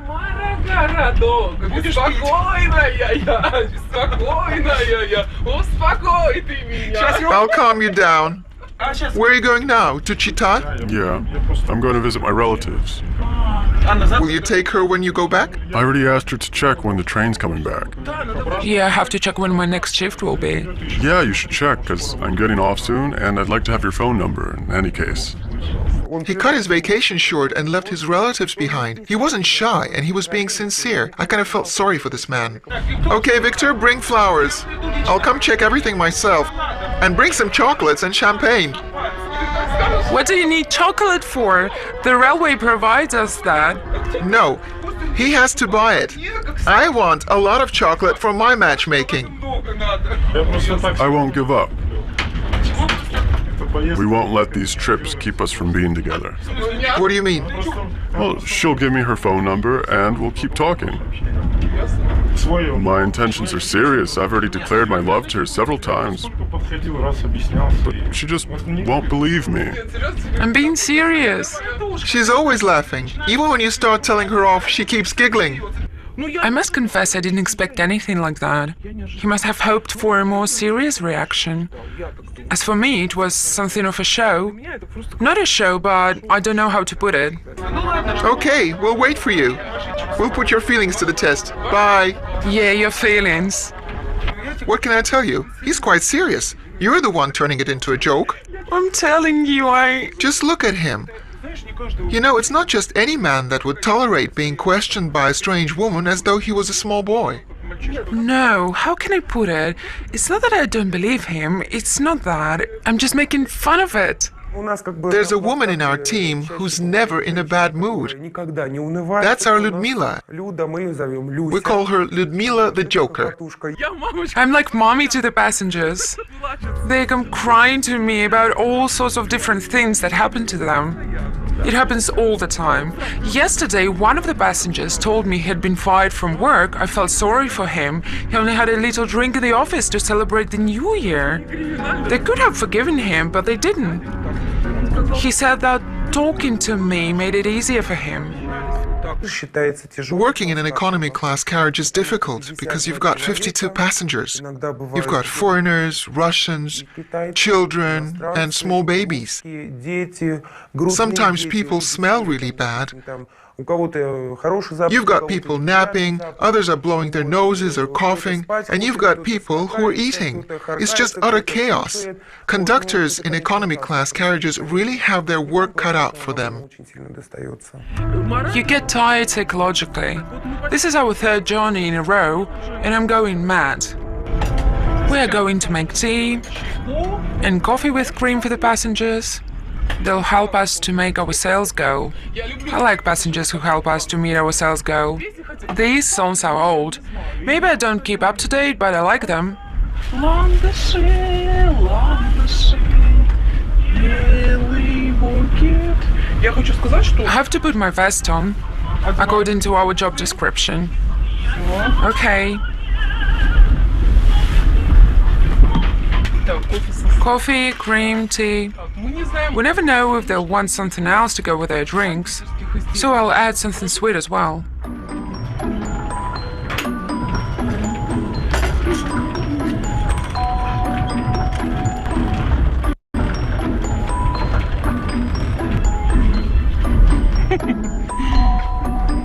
Put the tray on the table. The next compartment is empty. Perhaps you would like to sit over there so that we don't disturb the old woman who's sleeping here.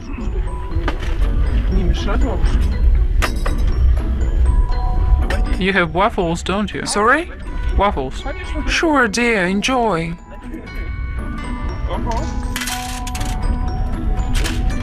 You're welcome. Thank you.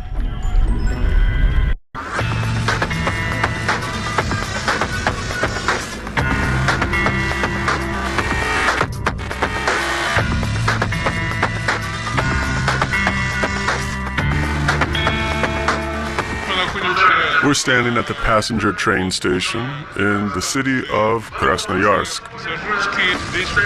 It's one of the most beautiful stations on the Trans Siberian Railway. The old station was demolished. First they constructed these pillars, and then the train station itself. At first, they decorated it with marble that they brought in from Italy. But then they decided that Russian marble would do just fine. And now you can see the different varieties of marble that decorate the station and the platform. It's very beautiful and quite impressive. It's not unusual for toilets to break down. And Krasnoyarsk is probably the only one that can help us out with this problem. Let's go, this way. Follow me!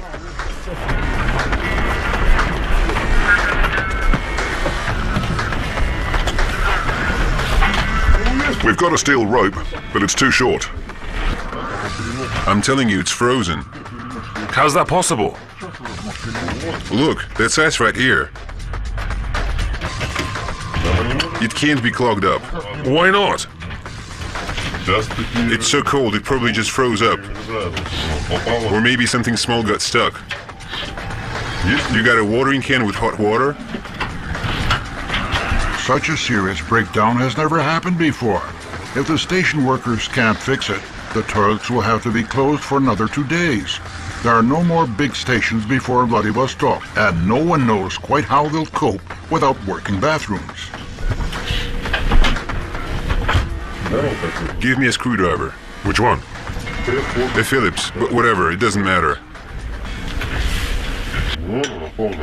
It's full of ice. I'll need a heater too. Is the heater turned on? What do they flush down there? I saw some cabbage. Who the hell knows? The conductor in the problem carriage is doing her best to help Andrei. Her passengers are demanding that the bathrooms be opened, and she doesn't know what to tell them. Andrei, do you need more boiling water? Yeah, go ahead. But we only got 30 minutes max. It's not enough? When people see something's not prohibited, they want to experiment with it. So they throw a small piece of paper, and everything's fine. And then a larger one, and everything's still fine. And then a huge one. And then the toilet clogs up. Everyone becomes indignant because the bathroom is out of order. No wonder. There's a sign saying you're not supposed to throw paper in it. The things they throw in there. Sometimes they manage to dump a chicken through it. It's too early for this kind of problem. Toilets get clogged up every day. There is only one engineer for the whole train. He's constantly moving from one carriage to another fixing problems. He spent all of yesterday fixing a toilet. Problems with toilets are really very serious. When one breaks down, another soon follows. There are 52 passengers in an economy class carriage, and when 52 people simultaneously need to use the bathroom, things get nasty. Let's check to see if it starts pumping. Let's see.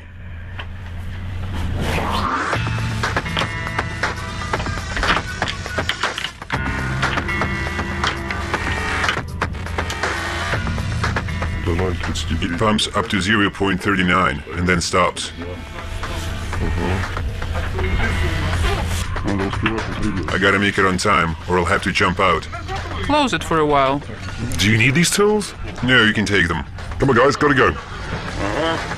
Sergey, let's go. The train stood for 20 minutes, which wasn't enough time. But they worked until the end and jumped out after the train had already left the platform. We're off. The train's left. Just leave the stuff, I'll collect it all. Only use the hoses that stick out from the side.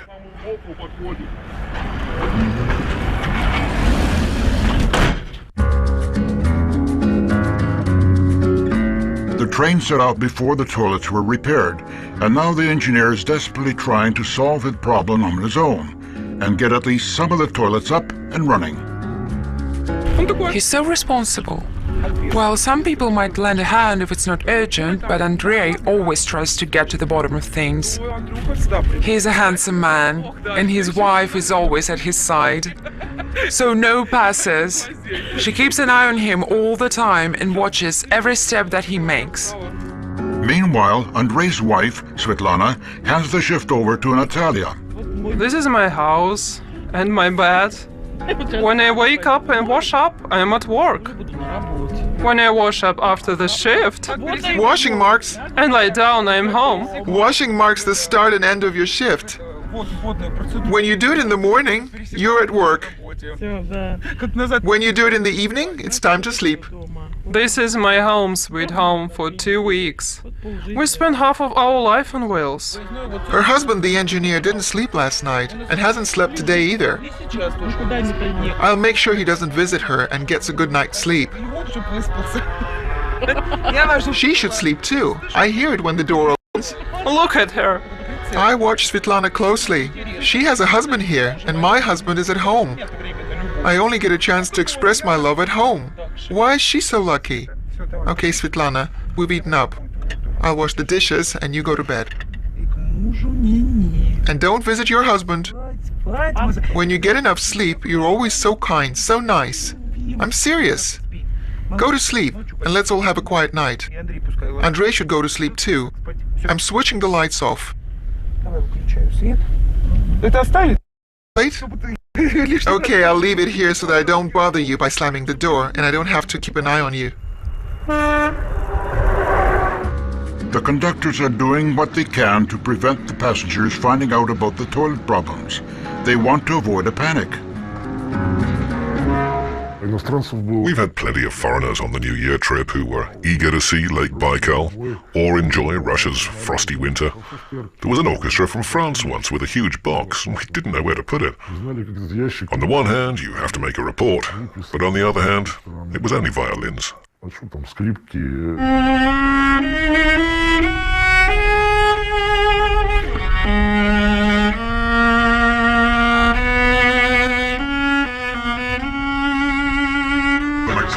My group from the Paris Conservatory is coming here to work on Russian music. We've come here to find the Russian soul so that we can properly transfer the feelings expressed by Russian composers like Tchaikovsky, Rachmaninoff, Schnittke, and Shostakovich. We've come to enjoy the Russian landscape and to read famous poems by authors like Pushkin, Lermontov, and Akhmatova.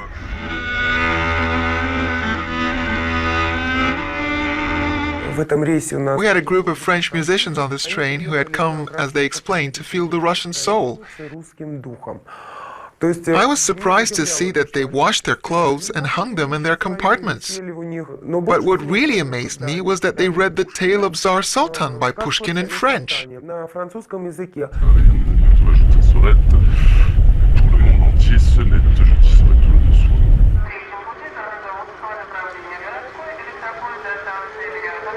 Local time is 2 a.m. Andrei has now been trying to fix the toilets for 20 hours without success. At last, in a desperate move and breaking all the rules, he drops the waste onto the rails. We had an original solution to such a predicament. We took the plug out of the tank and left everything there. We had to do it because there were a lot of people and the toilets just wouldn't work. It remains to be seen what punishment he may face when he returns.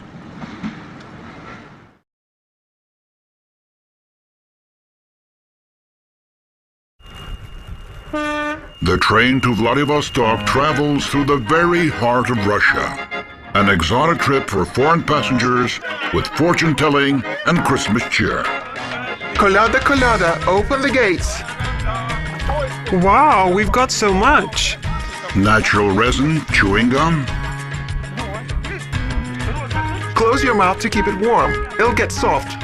Chew it, chew it. Bubble gum. And toilet paper to light the stove. We do this by burning used toilet paper, which makes the job easier. It's all right to use that. In the old days, people used to light stoves with dried cow dung.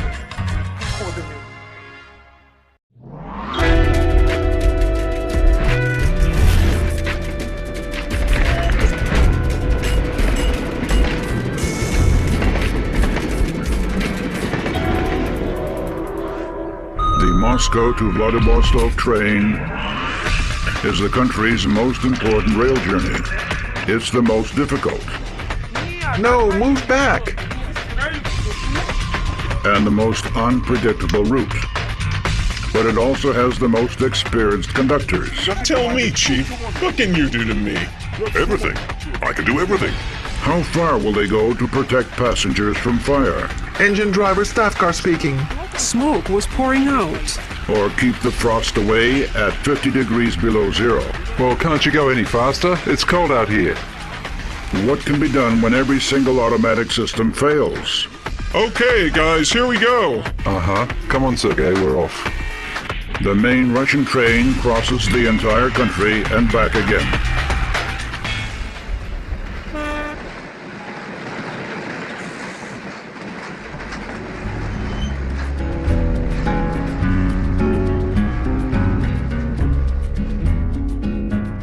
Irkutsk in eastern Siberia, 5,186 kilometers from Moscow.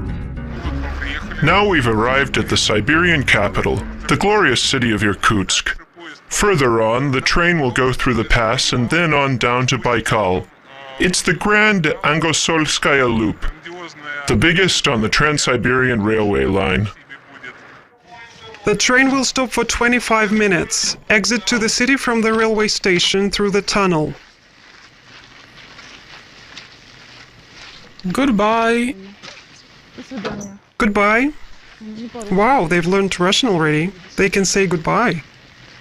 After the passengers celebrated New Year, the conductors had to make an unscheduled visit to the lavatory for cleaning up. Thank God they got off. We brought them this far. And now we can rest and take a breather. I've never wanted any passengers to get off as much as I did this time. I really hope I never will again.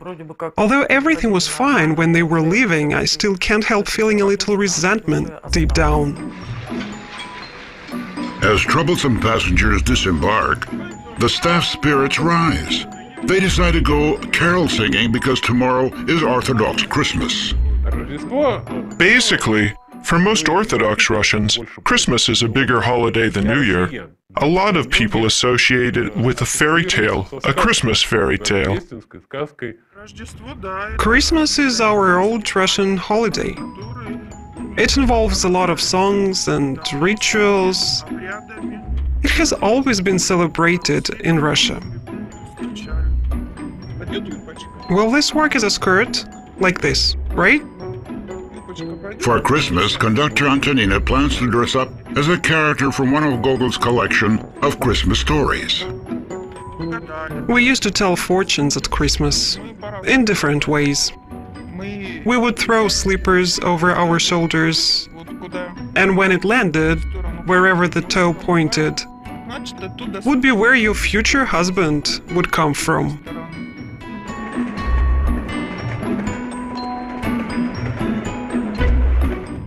Now some rouge on the lips. No need for much makeup on my cheeks.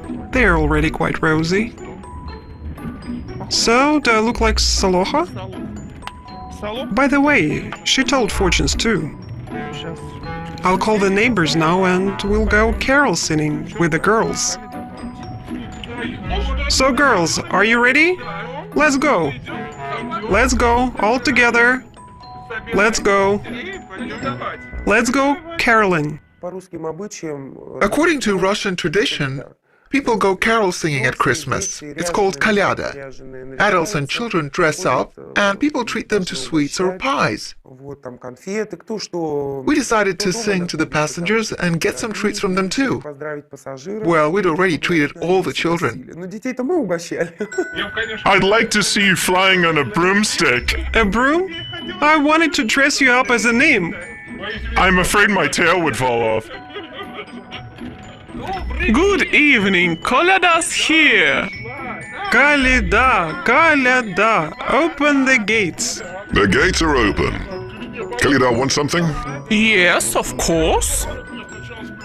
No, first you dance.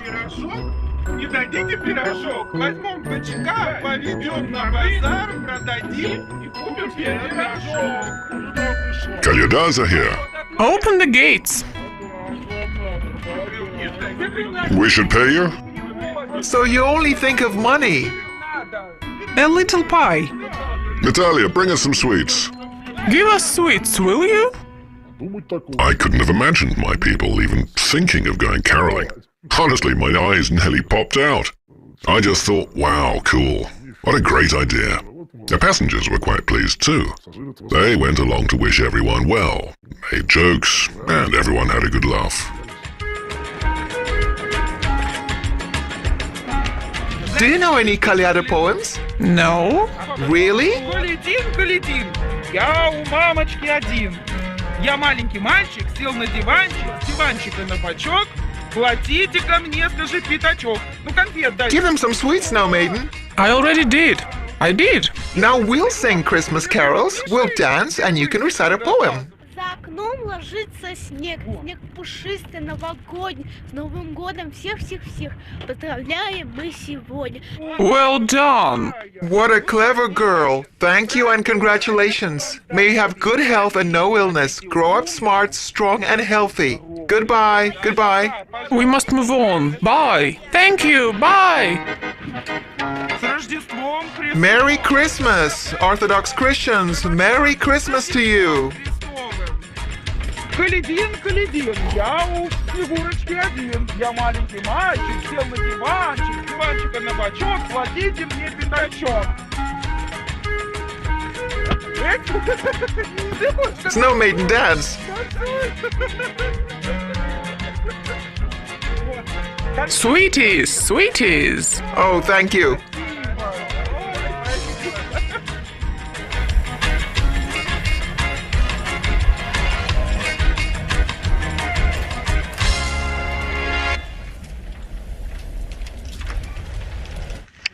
Empty it out, Father Frost.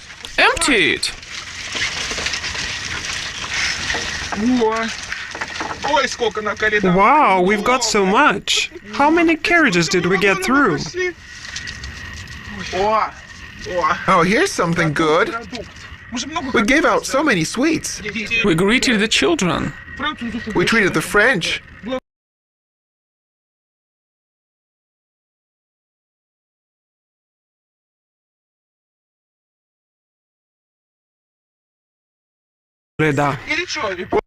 Let's have some tea and tell fortunes.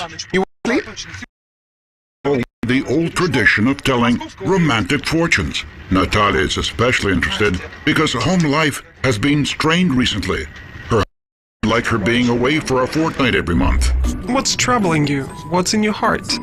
Oh, you'll tell me everything now. Yeah, your past, your future.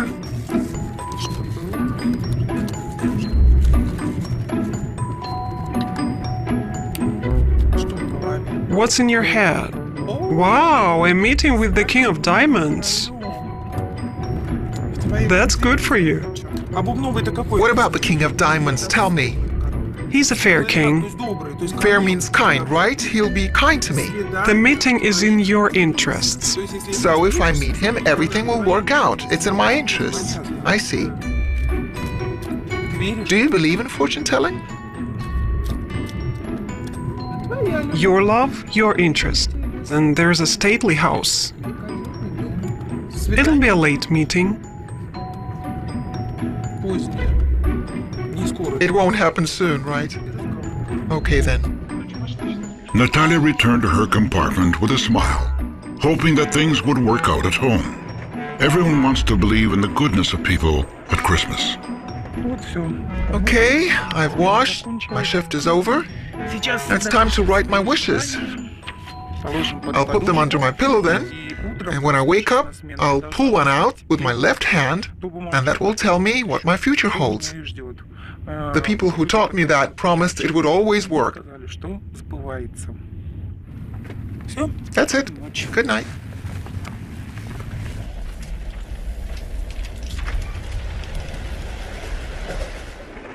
Day 5 of the journey. Exhaustion and irritation are taking their toll on the team. Even the ever-cheerful Natalia is upset by a call from home. Will you listen? Don't shout. I'm working. Don't get on my nerves. I'll be back and then we'll see, okay? All right, goodbye. Natalia's worst fears have come true. Her husband had just told her he intends to file for divorce. I don't want to comment on this. It's private.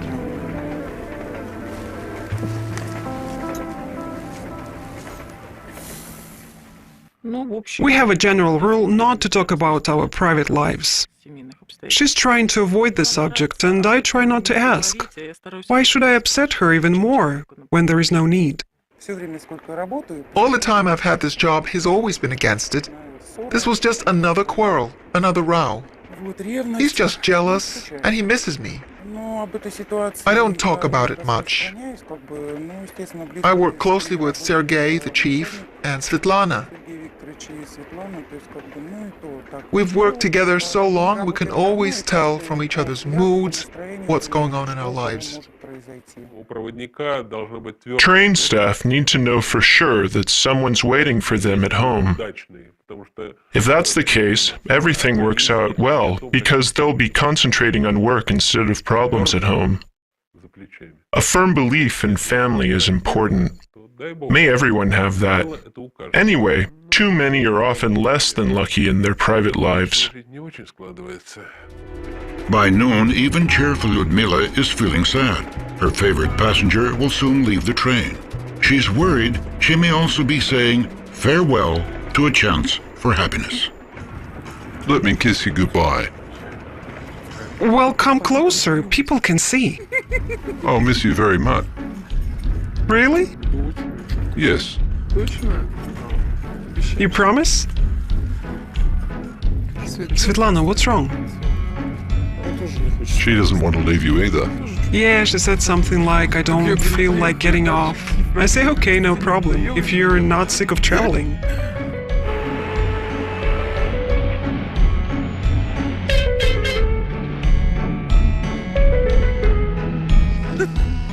So long, Victor.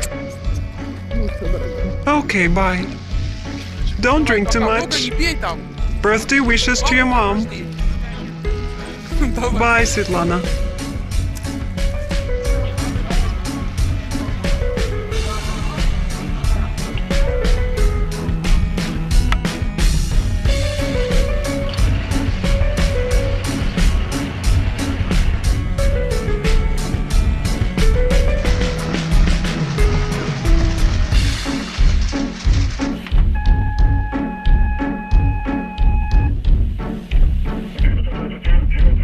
The usually cheerful conductors just don't seem themselves today.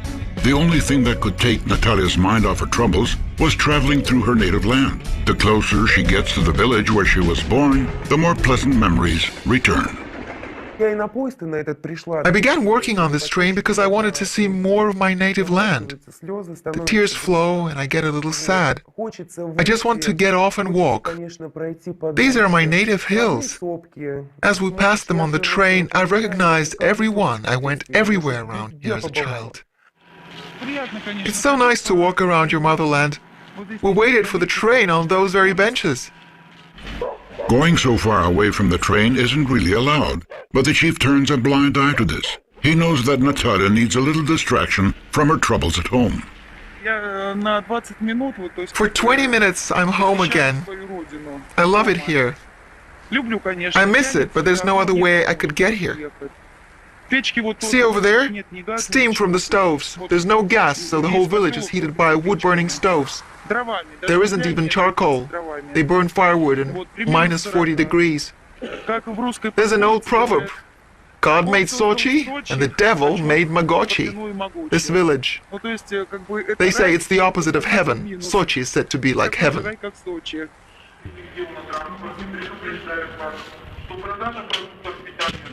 Nope, nothing's changed. Everything's the same. The same blue color, just some new turnstiles. The rest is just the same. Is the canteen still there? The canteen. I think so. Yes? This is where I come from. I grew up in Semyozerное, and we came here to wait for the train. Of course I was emotional. At Amazar Station too. The village I grew up is between Mogocha and Amazar. As the train pulls out, Natalia's quick to get to the window again. Many familiar stations will flash past one after the other. It's beautiful here. See? The river runs there. There's so much open space.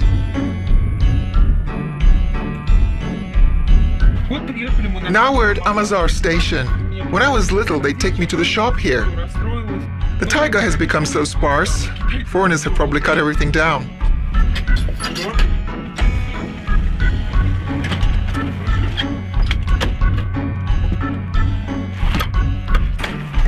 Thank you. Goodbye. Goodbye.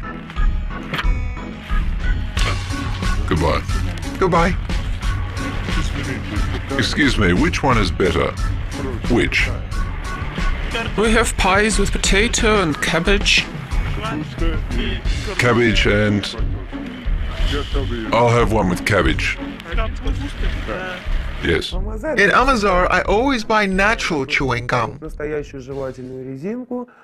They call it brimstone locally. It's a natural gum made from resin. They boil it down and stir it for a very long time, and then they put it back on the heat and boil it even more. This is Russian chewing gum. Give me 2 pieces. We always buy it. It's very good for your health. It's holiday time now. It's usually your kids I find selling it here. It's resin, very good for you. Usually it's the children selling here. Is it because of the holidays, or didn't you let them because of the frost? We didn't let them. Take a bit. It's a gum. This is Russian chewing gum. Take a piece. It's a bubble gum. It's very good for gums and teeth. Take it like this. Treat yourself. Yeah. Close your mouth to keep it warm. It'll get soft. Chew it. Don't swallow. It's a gum, like Orbit, Wrigley's, or Tyrol. Bubblegum. Бубльгум, да. Бубльгум. Chew it to keep it warm and keep it from the frost. Natural. Yep, it'll get soft now. It's very good for teeth and gums. Your teeth won't ache. Oh, I should buy some. When I was a child, I chewed it all the time. And now I have strong teeth. Get some. How much? $1.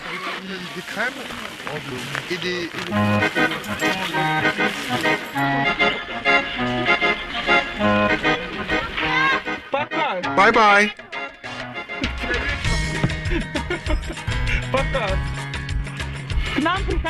Come again.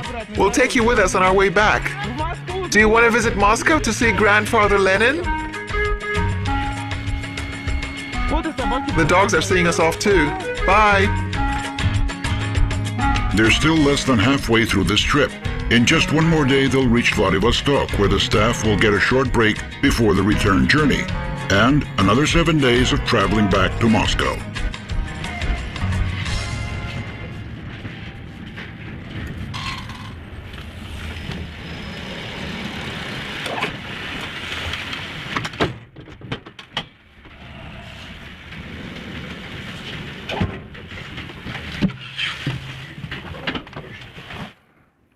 We're at Ussurisk Station. Somewhere not far from here, in the far eastern taiga, roams its master, the Ussurisk tiger. They're decreasing in numbers more and more. He can be seen most often on labels now. Indeed, he's more commonly found in pictures than in the actual taiga. Chief Conductor Sergei is concerned because half his people are in low spirits. This is no time to relax, especially for train engineer Andrei. The short 12-minute stop should give him just enough time to unhook the carriages that will go on to the city of Tumangan in North Korea. It'll take them about 7 hours to get there.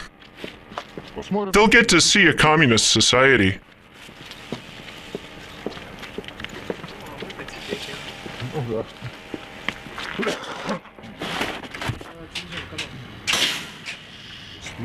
The supervisor should unhook them.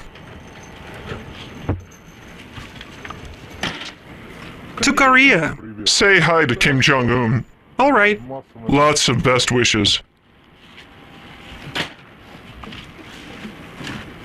We'll unhook from you. What? To Tumangan. After 10 minutes, it was clear that no locomotive had been scheduled for the Korea-bound carriages. We stood waiting, and I had the carriages ready to unhook. But no locomotive appeared. They were meant to go on to North Korea. It's not the first time something went wrong in this situation. Exactly what had gone wrong was soon revealed. The station master appeared on the deserted platform, smelling of stale alcohol. Apparently, nobody was expecting a train. Well, it's not my fault, so say thank you to Golubova. There are 2 carriages. 2. Call Olga, she doesn't know either. Tumangan is cancelled. We're going to Vladivostok. They're not unhooking? As you can see. Well, there's still some time. Yes, a little time, thank God. It'll cause an international scandal. We've sold the seats already. 13 tickets. What? Is it coming or not? Crap. I'm glad we caught the station master. Otherwise we'd go on like this. We asked him a question, but he was very surprised. What about the carriages for Korea? But I started calling to check, and they remembered. Oh yes, we unhooked 2 carriages for North Korea. In the last stages of the journey, 1 minute before departing, there's an incident. If there's any delay, all hopes of bonuses are lost, and the crew's efforts might come to nothing. I said, what's the problem? The railway inspector called someone, the driver spoke to someone, and everybody started running around. It still delayed us, though. That's it. Looks like we've sorted it out. Everything okay? He'll be here soon. How could you forget? There were no orders. When I got here, I was surprised. The train had arrived. I didn't know what was going on. I thought I'd check. The train is already 12 minutes late, but the carriages still aren't attached to the Korean locomotive. Are they hooking us up? Okay. Have a good journey. Bye then. Don't ask for political asylum. There's no point. They have communism. Holy cow, they're still hooked up. Well, of course. Here's the wrench. All right, that's it now.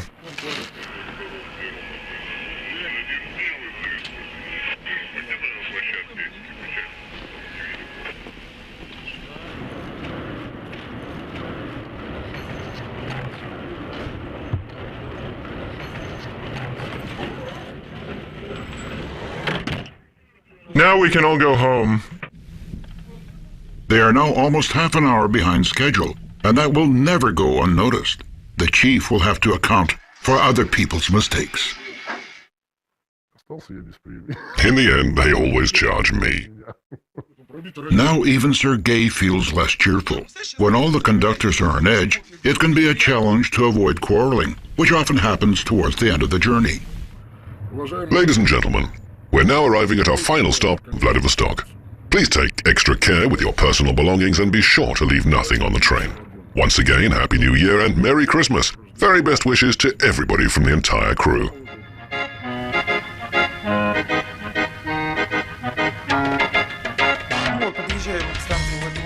We're almost at Vladivostok station. Svetlana is helping the passengers off. I'll stoke up the boiler now to keep the carriage warm. They turn the heating off when the train's in the siding. We do this by burning used toilet paper, which makes the job easier. Of course, we can also use sawdust. We use anything. The paper will clear up quickly. Use toilet paper from the bathrooms. It's all right to use that. In the old days, people used to light stoves with dried cow dung.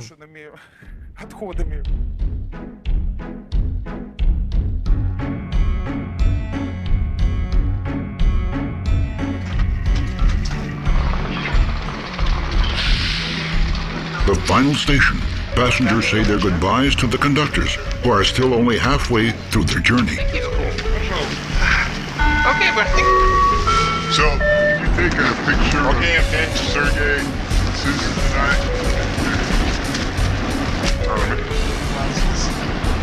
Yeah, smile.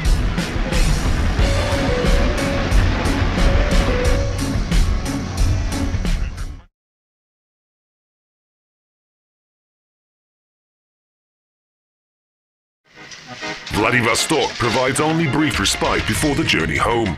Each conductor has a special way of preparing for it. What size is this? Tell me, please. This coal is worth the trouble. It keeps the heat so well. I stole, I steal, and I will steal. And not for nothing. Get out of the way, will ya? The carriage's heating breaks down near Khabarovsk.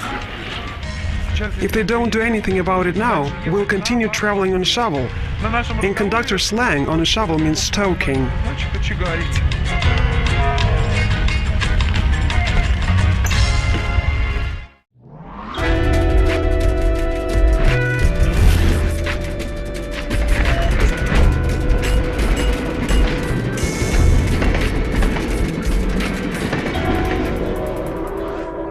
Moscow to Vladivostok. The most important train journey in Russia. It's the most difficult. Нет, отходите, девчонки, нет. And the most unpredictable route. But it also has the most experienced conductors. How far can they go to protect their passengers from fire?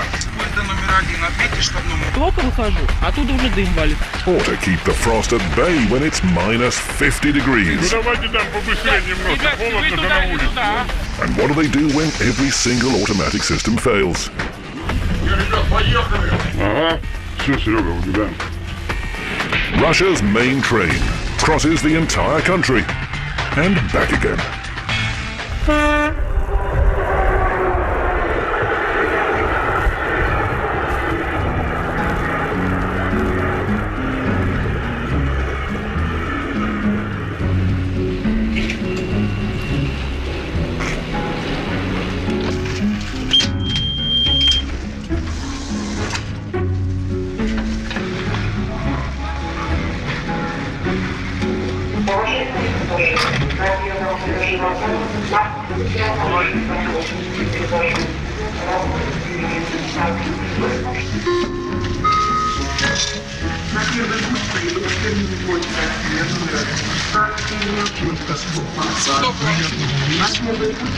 Будьте здоровы. Заходите еще. Ну не успели. Ну как? Как тогда? Постоянно? Vladivostok, 9,042 kilometers from Moscow. This is the terminal station. The journey may be over for the passengers, but the crew will be heading back to Moscow in 15 hours, and there's a great deal to do before that. Можно убирать купе, начинать, если есть пассажиры, конечно, там, ну, по мере возможности, то есть где-то собрать мусор, где-то что-то вытереть, то есть побыстрее, чтобы, то есть во Владивостоке это доделать быстренько, собрать белье, опломбировать это все, убрать, вагон привести в порядок, сходить что-то купить себе, вот, и лечь поспать. Бьешься нафиг. Зря подушку.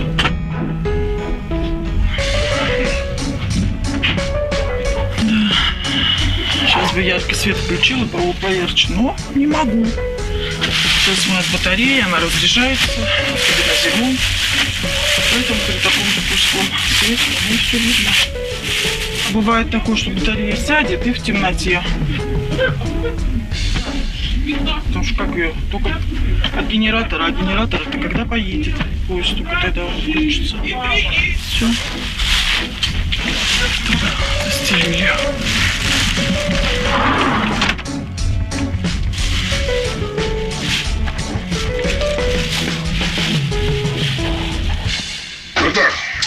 Сделал чашку кофе сварить, да?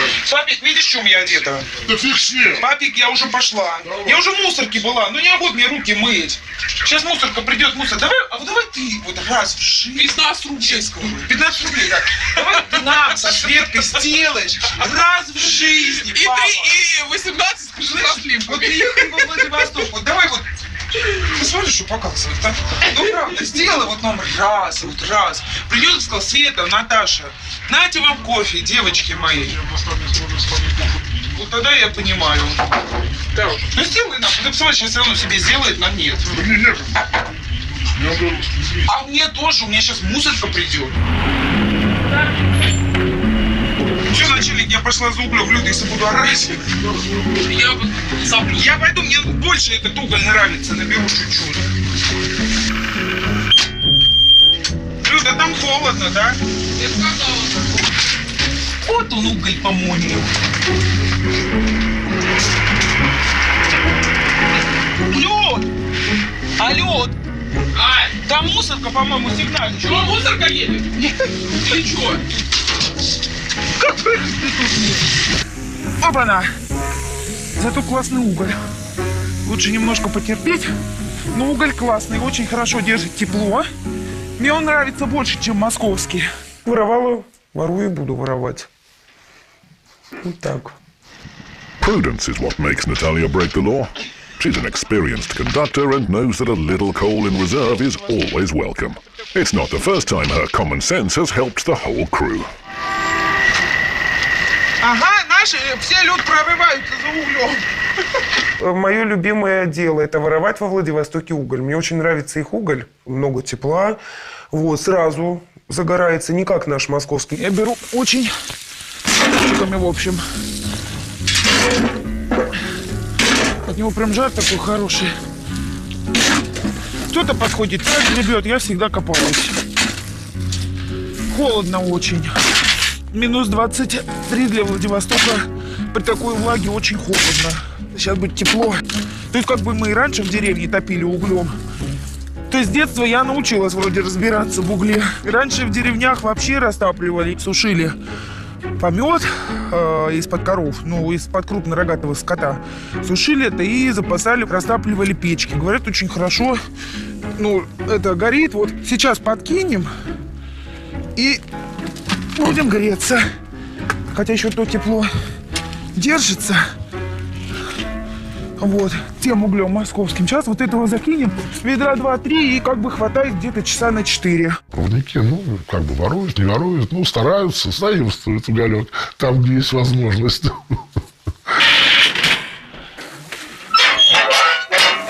Так, где у меня хоть тут огниво? Так, ну вот пошло. Теперь это нужно закрыть. Вот так. С каждой печкой нужно разговаривать. Вот когда я только пришла на работу, училась на других вагонах, то есть каждая печка бывает капризная. С ней нужно уметь общаться. И некоторые проводники разговаривают со своей печкой. Мне сначала, конечно, было это очень дико. То есть я иду, стоит проводница, допустим, там топит в котловой: ты моя хорошая, ты моя это. И говорит, помогает, слушается. Вот идем в диспетчерскую. А холодно здесь. Минус 20. Это еще ветра нет. А так бы тут ужасно было. Отпишем состав, заявочку на ремонт. Узнаем, сколько багажных вагонов с нами пойдет. Как, чего, где будем стоять, во сколько будут производить откачку биотуалетов. Заправочку углем. И готово обратный путь. Сейчас, моя дорогая, давай-ка я тебя подкормлю. Не копти только. Так. Я вот так вот очень аккуратно туда по одной закидываю. Сейчас он немножко схватится, то есть, как это говорится у нас. И тогда уже можно будет и ведро засыпать. Этому вот так вот, и все. Она накушалась и перестала дымить. То есть чем ей сейчас питаться. Я ее покормила. Я принесла очень много угля. Начальник возмущался. Куда ты там? Кричал, выкидывай, неси назад в эту кучу. Вот, я его не послушала, я его спрятала, этот уголь, к себе под полку спрятала уголь. И, кстати, этот уголь нас и спас. It's 9 a.m. in Vladivostok. The train leaves from Moscow in less than 10 hours. Under the rules, there has to be one conductor on duty in every carriage. And so they take it in turns to go to the city to buy gifts. Я сейчас схожу, да, и пойдешь. Там Верка все идут. Ага. Верка все идут. Давай. Ага. In the morning, conductor Natalia can hardly wait for the shops to open. She has to buy a birthday present for her twins, who are turning 16. Сейчас мы пропустим трамвай. Они здесь такие интересные. Мы один раз летом решили попробовать там одну остановку прокатиться. И такое впечатление, что он едет на квадратных колесах. Но говорят, что здесь такие трамваи, как в Москве, они здесь не выдержат, потому что местность горная, то есть они тут не пойдут, просто ломаются. И вот поэтому Владивосток передвигается вот на таких трамваях. Все, пошли. Natalia wants to buy a tablet. They're much more expensive in Moscow than in Vladivostok. They're made in China, which isn't far away, and that's why there are so many Chinese-owned businesses here in Russia's Far East. Здрасте. Планшетник, iPad покажешь? Уступать будешь? Люди, что много покупают, вот это размер. Туда флешка вставляется. Он подалю с поставкой. Потом читаю удобно. Ну а ты уступать на сколько будешь? Давай 4800, а мне на такси. Пленка не снимает. Угу. Аккуратненько, да? Да, не послабленный экран. Потому что если слабленый, я не могу кидать фильм. Я тебя поняла. А на него инструкция есть? Бумажечка по-русски написано, нет? Вот здесь меню все на русском уже. А, все на русском уже, да? Сразу понять. Вы покупаете на подарку, правильно? Да, я сыну. Ага. Сколько лет? 16. Пойдет. Wi-Fi вот здесь. Ага, спасибо. По виду, наверное, отличаемся от них. Алло. Миш, ну ты меня слышишь? Ты ждал звонка или как? Или я тебя разбудила? Привет. Разбудила, да? Ты мне обещал, будешь ждать. Ну все, я тебе все купила, Миша. Даже подарок тебе подарили, чехол. Ты рад? Ты мой солнышко. Ну давай, сыночка, целую. Спи спокойненько теперь. Все, давай, моя сладкая. Так, а теперь я пойду покушать куплю. Что, я не докуплю, Света придет докупит. Вот, и, пожалуй, уже пора. Свету надо отпускать. Наших всех собирать. Пошли.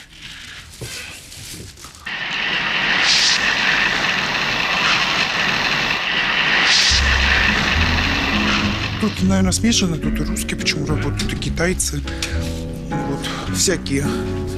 Подскажите мне, как выйти мне продукты, еда, как выйти еда? Я знаю, чуть-чуть. Кушать, купить. Купить, кушать. Ням-ням. Так, колбаса. Ветчина. Ветчина, вот это из царская. Так, это мне сколько? Рублей на 250 мне взвесите? Ну вот, пожалуй, и все, наверное, пошла. Теперь пускай Света идет, а то мне тяжеловато.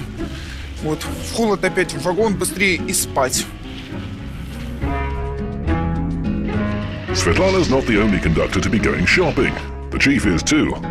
They'll be expecting presents from him when he gets home. У меня у дочери день рождения 10 числа, плюс рождественские праздники. Ну, надо же девчонок поздравить. Супругу, дочку. Какие-то подарки, особенно рождественские. На день рождения что-то. Ну, пришлось поехать на рынок, повыбирать. Недавно мне просили спортивные костюмы зимние. Там на лыжах катаемся. Так, Наталья, остаешься за старшего.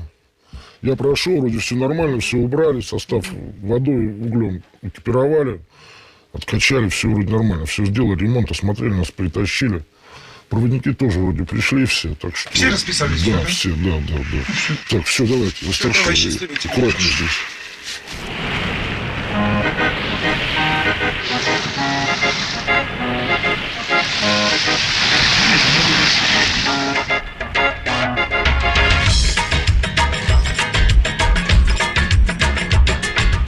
А вот это какой размер?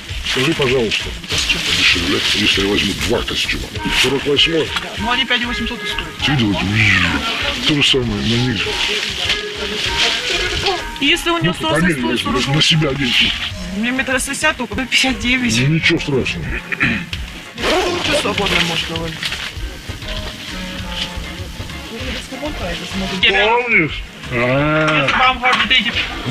Маловато, да, по-моему? Нет. Нравится мне вот твой магазинчик. Так, ну вот и себе подарок сделали на Рождество. Где костюм? Даст костюм. Ну, этот рост надо взял, я ей немножко, может быть, великоват чуть-чуть будет. Ну, ничего страшного. Я 145 взял рост. Вот тебе, я думаю, разбудишь. Ну, ничего страшного, на следующий год что-то таскать. Ну все, давай, пока, целую. Дома. Ну, ничего, посмотри, хороший. О, не, я не про такие думал. Это чей? Дарина. А Люда какого цвета? Ну, наподобие, штаны вот такие. А штаны к этой куртке вот так? Ну да. Или ты по отдельности брал? Нет, комплект полностью. Ага, ну теплый. Ну, чисто такой, спортивный лыжный такой. Нормально, хорошие подарки. Дед Мороз им прислал. О, Дед Мороз. Еще бы.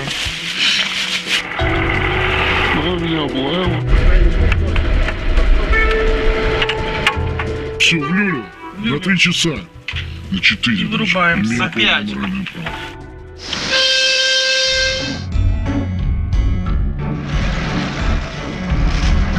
It's 5 p.m. While the sleepy conductors change their clothes, the chief runs to pick up documents for all the passengers. In just half an hour, Russia's main train will be at the platform. Вот идем в кассы. Будем брать справку 1500 о населенности поезда. Ну и помните пассажиров. Раздадим им.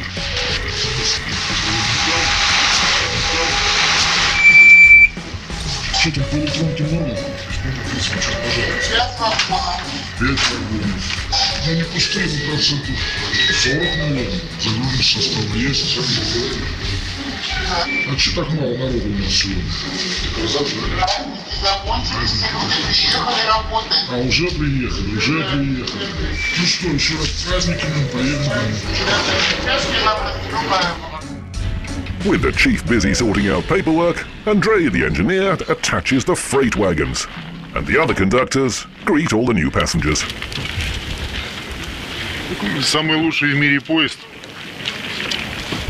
Владивосток, Москва. А че? Большой уже, кажется. А провожающим зайти можно? Провожайте. А что, по детскому билету едем? Школьная справка, да, 11 А, если что, так что все нормально.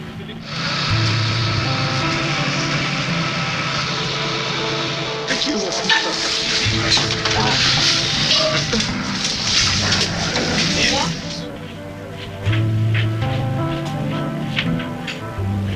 9 место у нас. Можно выпить? Давай.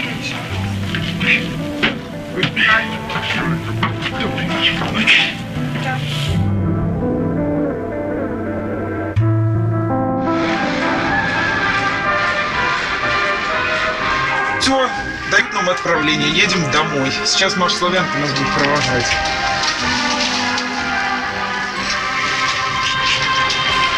Все, домой.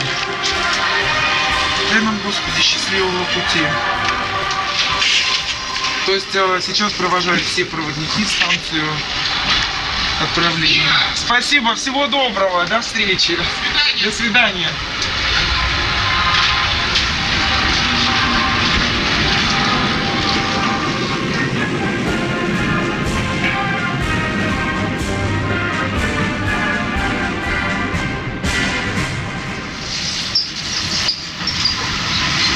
Зябко, конечно, ужасно. Сейчас минус 18 и как бы влажный воздух. Ну вот уже почти перрон заканчивается. С Богом. Ждите нас, родные. Когда багажники зацепили, как мы поехали, вроде все хорошо, а потом начались проблемы. И проблемы были очень серьезные. Near Khabarovsk, the power supply for the freight wagons shuts down. They're attached to the locomotive, so if they lose power, so does the rest of the train. No power means no heating for the passengers. Мы сегодня топим всю ночь сами. Из-за багажных вагонов у нас пробило отопление.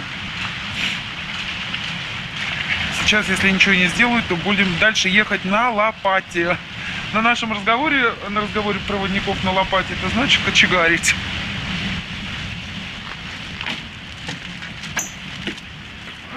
Нормально? А что он сразу не стал посторонний тип интересоваться? Не знаю. Это я не знаю, что. Ну что там? Все нормально. А что ж она выбила? Все нормально, не страшно. Ну иди ж ты, хоть не. Разве ты не будешь смотреть? Тут? Да. Но все наклеено чаще всего. The repairmen have just 20 minutes to fix the problem. Otherwise, all the carriages will have to be heated with coal. Надеемся, что сделают. А то проводник будет в халате все время. В халате. Куда же деваться-то? Вот так и будем встречать пассажира. Халат с веником. Топор, пика. Полная амуниция. Naturally, the conductors aren't as worried about their appearance as they are about not having enough coal for the carriages. Coal is usually only used in the depot before all the carriages are joined together. Once the train gets going, the locomotive provides electric heating. На улице 32 вот наш градусник показывает. Может быть и больше, да? 12 часов ехать. Насколько хватит 3 ведра угля? Ну, максимум 6 часов. От 4-й платформы отправляется фирменный поезд номер 1 «Россия» с сообщением Владивосток-Москва. Уважаемые пассажиры, коллектив вокзала Хабаровск Дальневосточной региональной дирекции железнодорожных вокзалов желает вам счастливого пути. Спасибо.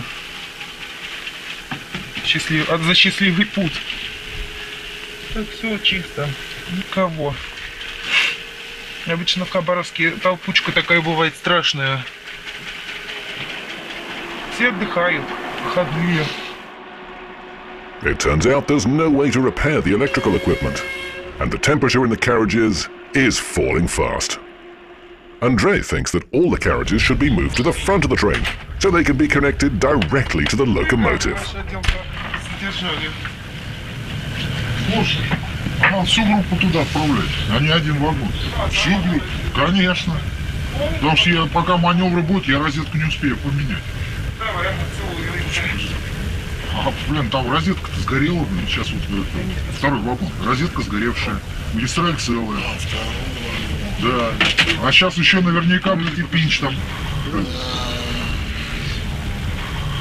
Ломается магистраль, это всегда бывает ощущение страха, что потому что морозы, конечно, дикие, вот, боишься не сколько за себя, а сколько за людей. Все, поедем так. Начальник пытался все это через Москву решить вопрос, чтобы их переставили хвост. Да, Миронов, наружно посмотрели, сразу там нашли розетку и пень. Надо, в общем, переставлять два вагона, второго вагона сейчас тоже. Они два, все их переставят туда. А все, они выгружаются, все четыре, вы не знаете. Ну и что? Пусть они вообще не выгружаются. Телеграм-начальник хвостец. Хвосте, телеграмму дальше иду в хвосте. И все. А вообще всю группу можно по Белогорску перекинуть в хвост поезда. Пробило у меня перед Хабаровском. В Хабаровске приходили ТРК, смотрели, там проверяли все, перекинули розетку и опять все пробило. Здесь очень холодно. Ну надо, чтобы вы решили, ну, как там старший. Ну, никто ничего не обещает, обещают Белогорску углем заправить, но это не выход из положения. В Москве там тоже что-то очень долго решалось. Это почти сутки висел на телефоне, да. А он мне сказал: девочка, а что, мы вас углем заправим? Что всех слов задул.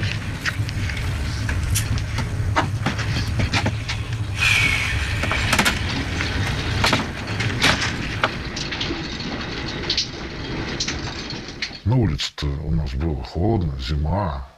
Мороз что-то за 30. У нас весь рейс, кстати, был 30, 40, 30, 40. Москва даст приказ. Все. Подожди, а Белогорск это Читинская разве? Забайкальский. А, да, они же Забайкальская идут. Если не даст, то поедете так. Я думаю, не даст. Белогорск не даст. Но они уже нет. Не, маневры там можно, конечно. Там же это... Белогорск большая станция света. Ну там сколько поездов приходит? Много ли уже с ВПК кто-то звонил, сказал, говорит, а что вы делаете или ехать на угле? Углем вас заправить. Так надежды нет уже. Меня уже нет. Ой, ну как можно ехать на угле? Ну, посмотри, одна вообще. Сейчас как заправили в Вяземской, там... Ну что, будем одеваться, будем черные, как эти самые. А я сейчас хожу, я не вылажу. Какая форма? Какая белая рубашка? Я же у Сережки топлю. Я не вылажу. Они где-нибудь выгружаются или не выгружаются. А какая разница, выгружаются они, не выгружаются. Если всю группу кинут на хвост и дать по дороге телеграмму, что все багажки идут в хвосте. Ребята, суетитесь вы, это ваш груз. Да. И суетитесь Мне сами. кажется, пассажиры главнее, чем эти багажки. Конечно. Не кажется, у нас точно. сейчас багажки главнее. У нас деньги в багажке, а пассажиры нерентабельны. За проход с Владивостока до Москвы один вагон. Поняла? А люди не люди. А люди как-то... А мне сегодня дежурная подходит там в этой... Какая станция это была? Дежурная мне говорит. Короче, какая-то станция была. Я говорю, типа, температура. Она говорит, а сколько у вас показывает? Я говорю, 34. Она говорит, не хотите 39? Она говорит, у вас неправильно датчики. Она говорит, а что-то у вас весь состав, типа, это, дым идет. А я говорю, да как, говорю, это, почему, говорю, топимся? Вот ехали на угле, что вот этот вот дым от угля, от печек этих, от соседних вагонов в другие вагоны через воздухозаборники заходил. Пассажиры задыхались. Здравствуйте. Лопату приготовили? Здрасте. Но мы ее и не убирали. Не убирали еще? Ну тогда продолжайте. А у вас уголь-то хоть есть, девчонки? Ну, у нас такая же. У нас весной были. Вяземская вот сейчас забрали. Вообще одна сыпуха. Вообще вот одна сыпуха.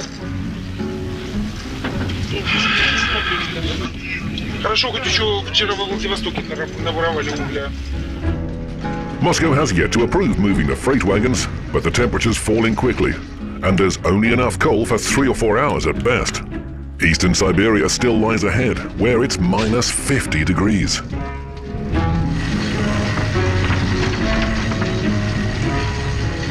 Вот и все, что мы могли.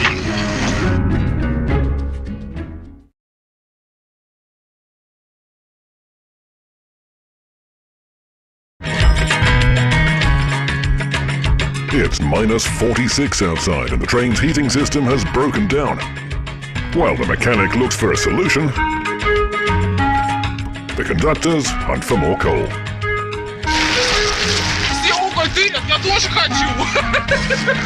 And the chief has to give some serious thought to rearranging the train without Moscow's permission.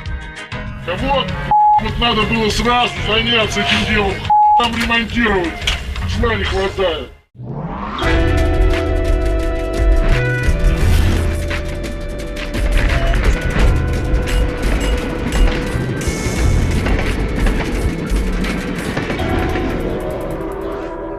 Moscow to Vladivostok. The most important train journey in Russia. It's the most difficult. Нет, отходите, девчонки, нет. And the most unpredictable route. But it also has the most experienced conductors. How far can they go to protect their passengers from fire? Только выхожу, оттуда уже дым валит. Or to keep the frost at bay when it's minus 50 degrees. And what do they do when every single automatic system fails?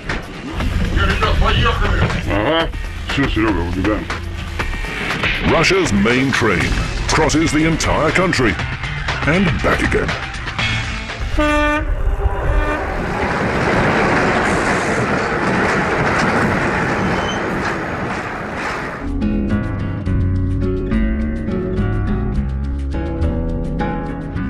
Noon in the Far East. The country's main train is running 20 minutes late. Outside it's minus 26 degrees and the electrical equipment in one of the freight wagons is out of order. That's led to a breakdown in the train's whole electrical heating system. The conductors are having to use coal to heat it up, but they're barely managing to keep the cars warm enough.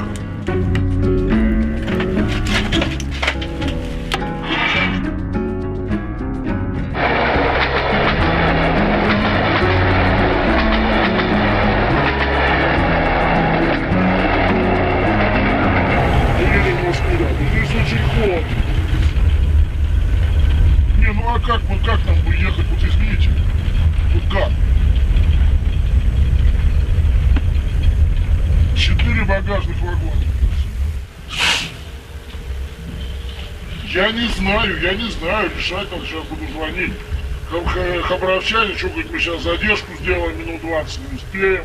Да вот надо было сразу заняться этим делом, там ремонтировать. Зла не хватает. Ну, да, опять сюда Хабар звонит. Ладно, все, давай, пока. Ну, сейчас все перезвоню. Да, Миронов.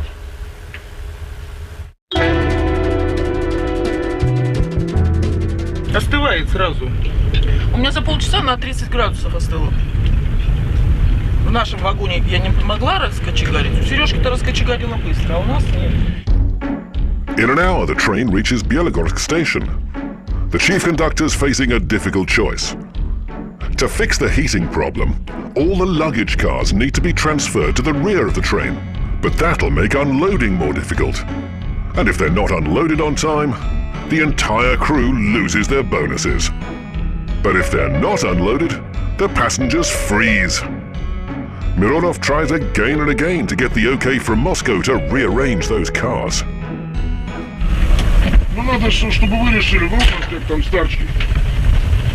Есть состав на угле, конечно. Раньше все это было намного проще. Начальник поезда дает телеграммочку, ну, выбирает станцию там, где у нас свободно проводятся маневровые работы. Дает телеграммку, заказывает маневровый локомотив. Все. Приезжает быстренько.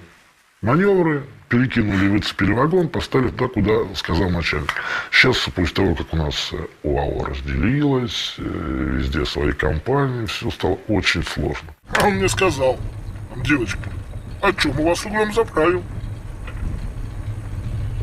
Чтобы всех слов задул. Я все-таки правда надеялась. На что? Что нам сделают все? Я почему и встала? В надежде слабо-слабо теплилась. Теперь уже ничего не теплится. У тебя же интуиция хорошая. Что ты чувствуешь в Белогорске? Я Андрюшке сказал, ничего не будет. Ничего не будет, да? Они не рискнут. Все начальство разбежится, ответственность никто не возьмет на себя. Не имеем права поднимать панику, бунт. Вот. Поэтому, конечно, в душе все кипит. Вот. Но, в общем, никак мы не скомандуем, чтобы вот нам подали, мы пришли, короли, сели, поехали. На улице-то у нас было холодно, зима. Мороз что-то за 30. У нас весь рейс, кстати, был 30-40, 30-40. А на угле не очень приятно ехать. Дым в вагонах. Belogorsk Station. The chief puts his neck on the line and makes the call to rearrange the cars. According to the schedule, the stop is supposed to last for 30 minutes. But the train was late in, meaning the stop should be a lot shorter. The chief conductor has to break the rules.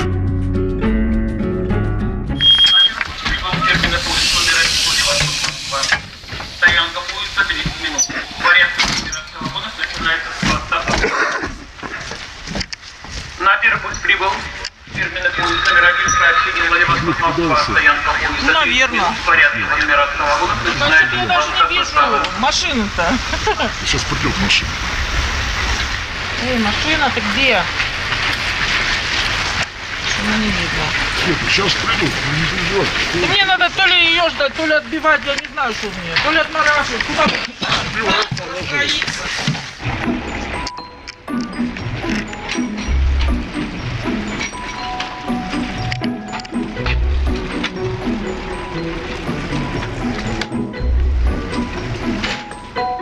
The station workers have to uncouple 4 freight wagons and move them to the back of the train.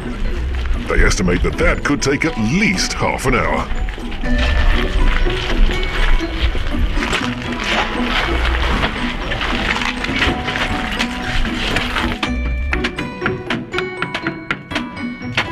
Дай-ка перевес туда.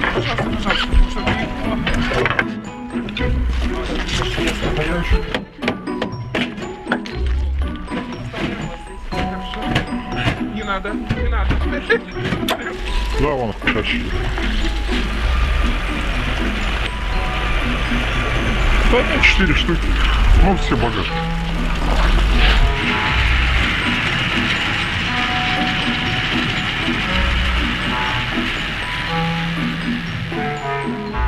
Все кричат, угля давай. Да, вроде бы угля, думаю, что хватит, ребята. Ну, у нас определенная стоянка, определенный промежуток времени, допустим, 15 минут. Что могут сделать за 15 минут? Это дать всему составу по 2 банки. Состав держать мы не имеем права.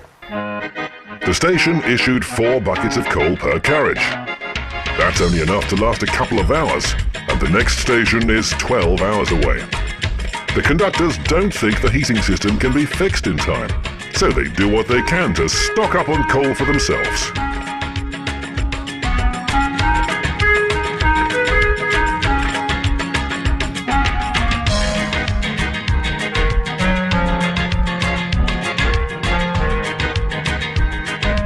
Все оба тырят, я тоже хочу.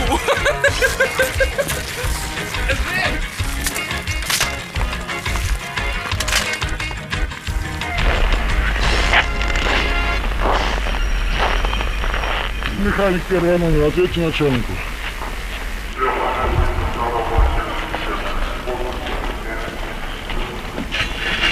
Нет там сиденья.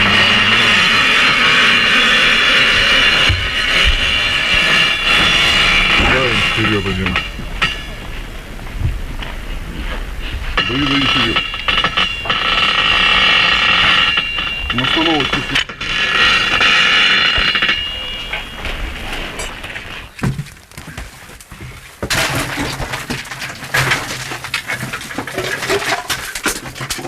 Вот это вот более-менее. Да, заимствует уголек там, где есть возможность.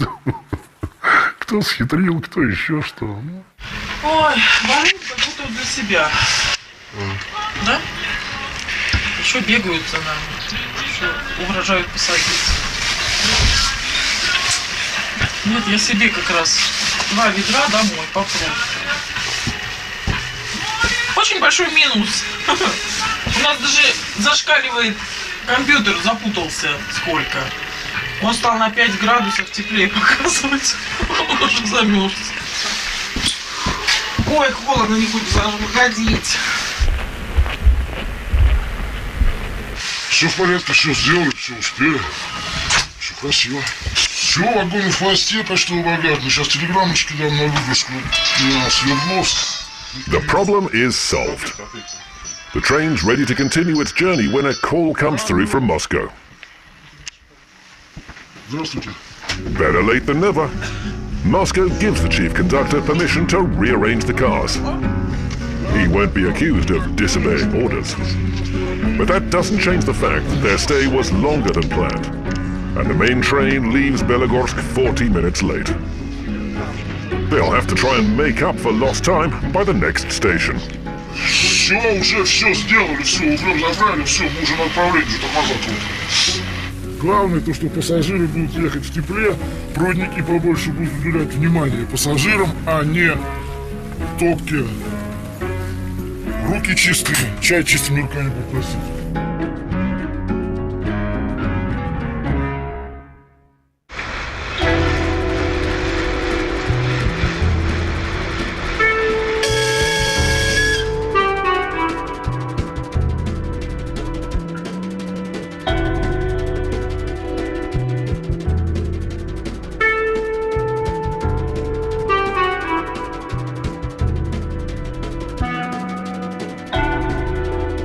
Электровоз 313.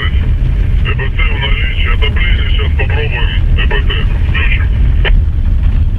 Хорошо, подсказывайте, Миронов.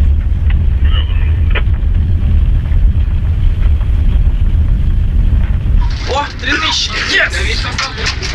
Ура, ура! Ура! И группа сразу. Уже включил. Вот. Я даже проснулась. Ой, неужели? Слава Богу. Ты обе группы включил, да? А конечно, как же, на котле у нас вот 55. Да я примерзла, я почему встала? У меня одеяло одно на полу, одно просто на этой. Какой-то их зашла теплее, чем в коридоре. В коридоре прохладнее. Я пришел. With everyone distracted by the breakdown, the crew almost forgot that today's Svetlana's birthday. Ну, у нас, короче, сколько их? Все самое хорошее. Начальник первый вспомнил. Не, Андрюшка первый. Андрюшка, ты вспомнил или знал, признайся? Слуха знал, а я вспомнил. Я раз забыл. Все, потом помнишь. Потом вагон сгорел. Everyone heads to their respective compartments. The chief goes to send telegrams and write reports to Moscow. Natalia goes to sleep and Svetlana is on duty, while the mechanic finally finds time to eat for the first time in nearly 2 days. His dinner's been waiting for him since Vladivostok.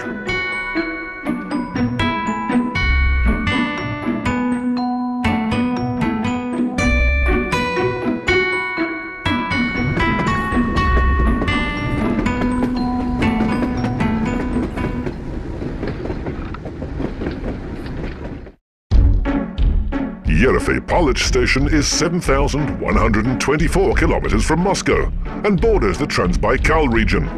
The train is still running late. Морозы здесь приличные, 30-градусные, это является нормальным явлением для них. А, как говорят местные жители, у нас на Крещенской морозы должно быть 50, и это тоже хорошо. Какой вагон у вас? 11-й. В ту сторону. Вот все путаются, что да, потому что вот видите, а здесь переход должны отремонтировать. Все никак не отремонтируют. Бедные люди, представьте себе, там по круговой вот так вот надо подниматься, потом вниз спускаются, никто не объявляет, что с головы поезда. И все мечутся.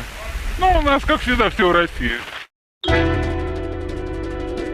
The next station is Mogotcha, where the train is scheduled to stay for 15 minutes.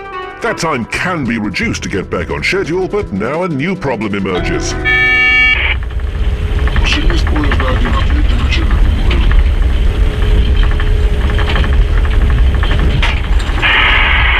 Я вас плохо слышу.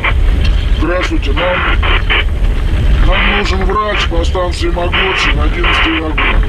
Отравление ребенка 7 лет. Принято.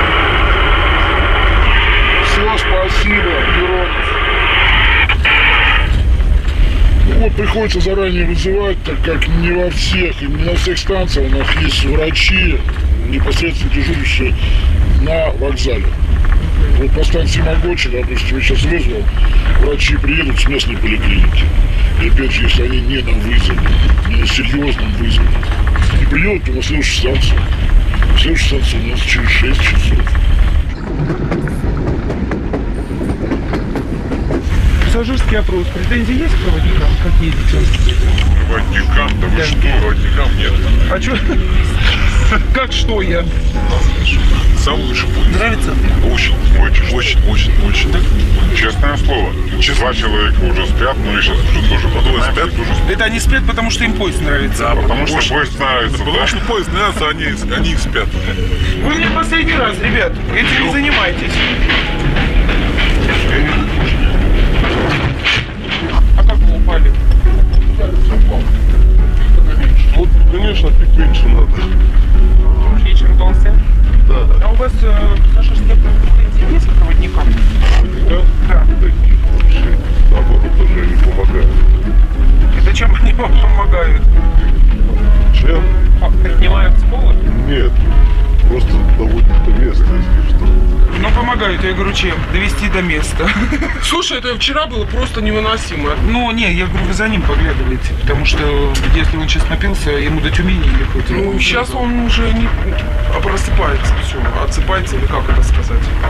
Он вчера кидался, вот мы стоим, Женька, разговариваем, он подлетает и начинает кидаться. Поглядывайте, а то он может сейчас отходить начнет, у него может это вольтануться. Это немножко поглядывайте. Ты все, меняешься, спать? Да.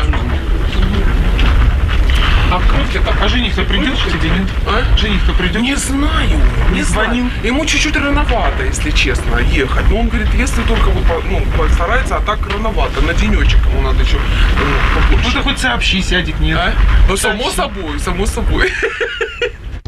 A week ago, on the way from Moscow to Vladivostok, one passenger declared his love for Lyudmila. He even proposed. Эта поездка, мы так это не отделаемся просто. В смысле, Надо просто номер телефона мне сюда, там мы продолжим наше общение. Ясно. Свой я уже дал. Victor left the train at Chita, promising to be on the same car for his return trip. Lyudmila may laugh, but she secretly hopes it's not the end of this romance. The train doesn't reach Chita until tomorrow, but Lyudmila has already started counting down. Mogotcha Station. The doctors have just 15 minutes to help a child who's suffering from severe food poisoning. Otherwise, the train, which is already late, will fall even further behind. Там к вам по Чернышевску наши сотрудники подойдут, кратенько объяснение возьмут, где кушали, что брали, хорошо? Ребенок тоже заболел, скорую вызвали. Только что-то у меня первыми почему-то к составу, и в вагон аж сотрудники полиции заскочили. Я сам удивился, думаю, да, как-то у нас что за время такое. Живем, вызываем скорую, объясняем, что вызываем детям, ребенок заболел. В состав бац, да еще аж трое, по-моему, 4 человек, сотрудников полиции. Врачи чуть попозже, там, наверное, через 3-4 подошли. Врачи все тебя хвалили, говорили, какая молодец, всегда переносит укол. Да, быстрее, Лика. Успокойся. Вика, что такое? Да думаешь, животик пройдет и болеть не будет. Врач делает быстро. А ничего, как комар укалывает. Как тебе делали? То же самое. Ты мне не веришь? Я делаю для тебя хорошо. Давай, Вика. Да я думаю, Какую руку? А дядя не там оно быстрее рассасывается, не так больно. Давай, моя папка, поезд стоит, может тебя все ждут. Давай, моя хорошая, следующая станция очень долго. Давай, моя маленькая, давай. Потерпи чуть-чуть. А я легонечко. Все, ужас какой. Я тебя не знаю, Вика. Все. Идем ко мне. Все. Сейчас это хорошо будет. Останешь животе болеть. Спасибо большое. До свидания, давайте счастливого. До свидания, всего доброго.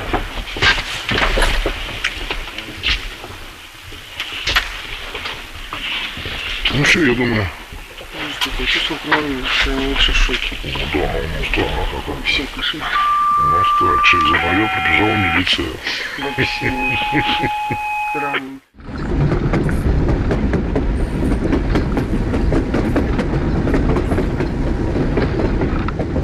Да, не, как-то уже это. Все, остановились в карте. Это что-то такое мне не нравится. 2 hours past Magotcha station and a new incident happens. The heating has been working in all the carriages, but the wiring couldn't cope with the wattage and that triggered the safety system. The train has to make an emergency stop. Пойдем к составу хвост поезда. Может, проводники слышали там, где, в каком вагоне выбило, потому что со снятием напряжения все-таки серьезно. В локомотиве напряжение сняло. Может, кто слышал, он хоть ушел. Туда ушел. Ну, Я передал по цепочке, чтобы они сказали. Ну что, Андрюш, не слышали там, у кого чего? Никто ничего не слышал, да? Ну, а как печи, я посмотрел, блин, лопнуло силу, блин, со снятием напряжения. Я сейчас это самое, как писать?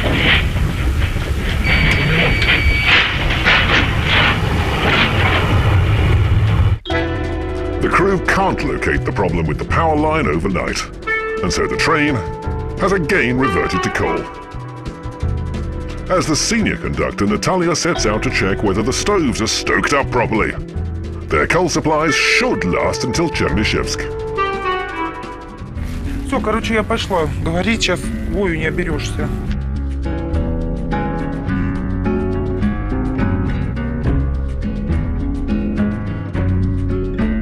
Когда не бывает 3000 вольт, то есть ломается магистраль, это всегда бывает ощущение страха, что, потому что морозы, конечно, дикие. Ну, это тайга, мы едем по тайге. Конечно, бывает страх. Страх не за себя, а страх за людей. Потому что, опять же, мы несем ответственность за жизнь, за здоровье пассажиров. Девочки, растапливайте котел. А уголь где взять? А у вас нет угля? А белогорскую вам не давали, что ли? А? 3 ведра дали. Что это, уголь, что ли? Ну и вообще ничего не осталось, да? 2 ведра осталось. Ну до Мариинска протянем. Что, идти растапливать? Пойду растапливать. Дайте ключ.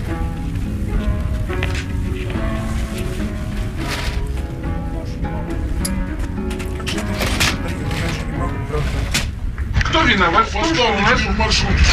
Нет, вот кто в этом виноват, что у нас нет вот сейчас отопления? Кто виноват? Мы? Я сомневаюсь, что это наш локомотив. Ой, это наш состав. Я сомневаюсь, что состав. Сейчас вот дадут новый локомотив, и сейчас все будет нормально. Локомотив, мы посмотрим. Что-то я не знаю, Сергей, ты шуришь. Ну потому что проблем не было, и вдруг проблемы. Я без тебя это прекрасно знаешь. Проблем не было, и вдруг проблемы. Ты мне, что ты хочешь объяснить? Я вам ничего не хочу объяснить. Я хочу, чтобы таких не было ситуаций. Понимаете? Короче, давайте растапливать, пока, правда, пантограф не прилип к этим проводам. А то вообще сейчас наделаем дело, его затрюкали уже. Давайте печки, я пойду сейчас туда передам, ты, вернее, туда, ты туда передавай. Я пойду растапливать, у меня котел устывает. Уголь замерз, ребята. Так что будем растапливать,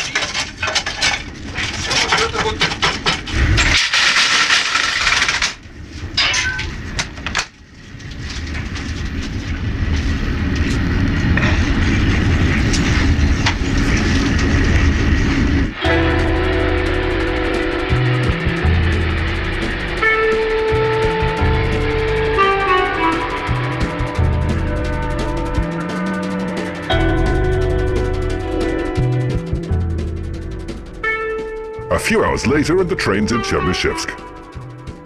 The mechanic tries to find where the power line is broken and why the circuit breakers keep tripping. Срабатывает защита, она выбивает, автомат срабатывает и все. Потом по новой еще раз включает, вроде держит. Проходит какое-то время, опять выбивает. Я не знаю. Но если сейчас во время опять будет защита срабатывать, я вот это еще плохо башу. Мы будем смотреть, где чего. А что, не багажки это срабатывают? Я не знаю, багажка, не багажка. Багажка там одна только. Второе, это называется половинник схемы. Берется из состава половину, отсекается и смотришь. Не пробило, значит все. Значит следующая половина. Таким макаром все ищешь.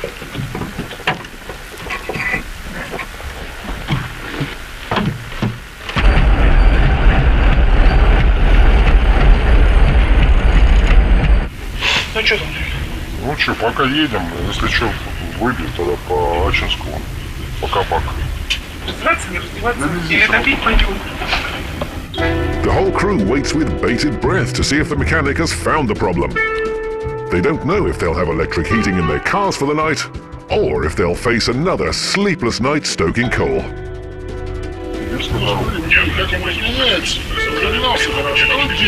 Он вот на скорости выбивал. На скорость была большая, он включает хлоп подал. У меня большой вот на 3 кабака. Посмотрим.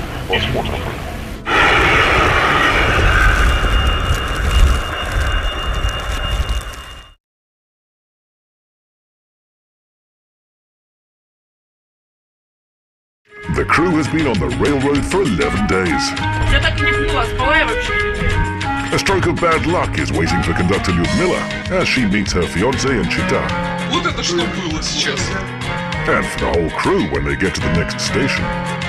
Что там насчет крушения?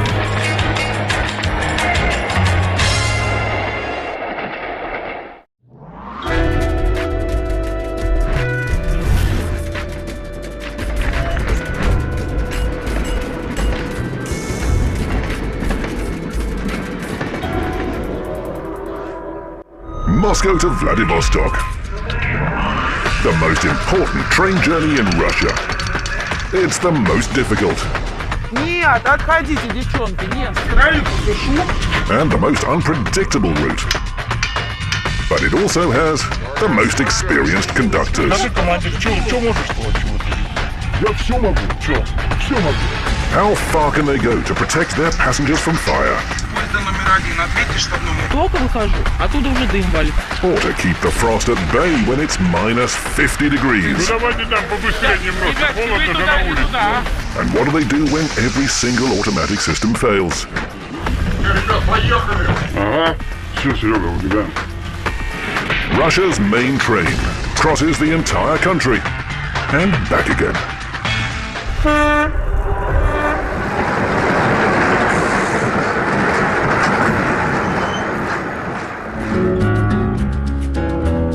"7 a.m., 6,000 kilometers from Moscow. Trans Baikal. The crew has been on the railroad for 11 days. They're all tired and tempers are fraying. Even conductors Svetlana and Natalia had a row for absolutely no reason. Вот взяла ты, стояло молоко нормально, зачем было переливать? Я хочу молоко, а ту порцию поставила остужать. Сейчас я схожу в энное место и начну растапливать.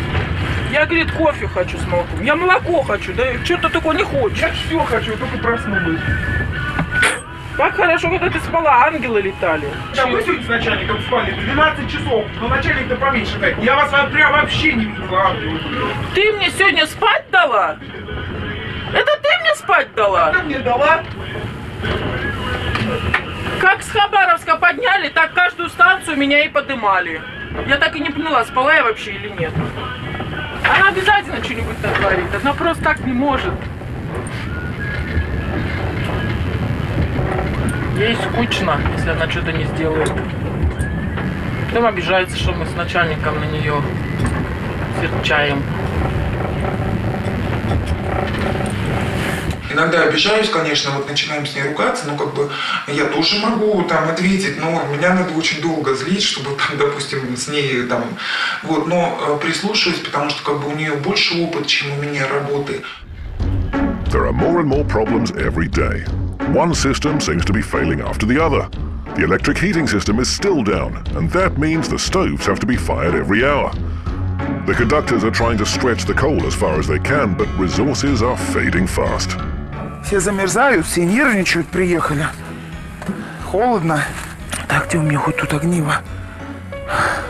С каждой печкой нужно разговаривать. Вот, когда я только пришла на работу, училась на других вагонах, то есть каждая печка бывает капризная. С ней нужно уметь общаться. Stoves have been burning for several days in every carriage. And now Moscow's sent a message saying that their tracking system has detected an alarm, which means there could be a fire on the train. Fire is the most scary word for conductors, because a moving carriage could burn to the ground in less than 8 minutes. Наташ, у тебя там пожарка не сработала? Сработала. А что? Ну, мне вот тут уже пожарка. В Москве уже, знаешь, что пожарка. Иди, подключи. А что? Ну-ка, поди ко мне сюда. Поди сюда.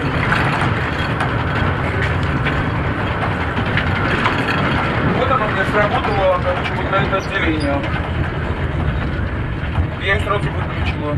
А что они сказали тебе? Пожар. Он еще сработал? Ну, конечно, все через спутниковую связь, Наташа. Какой первый раз, когда они это все ввели?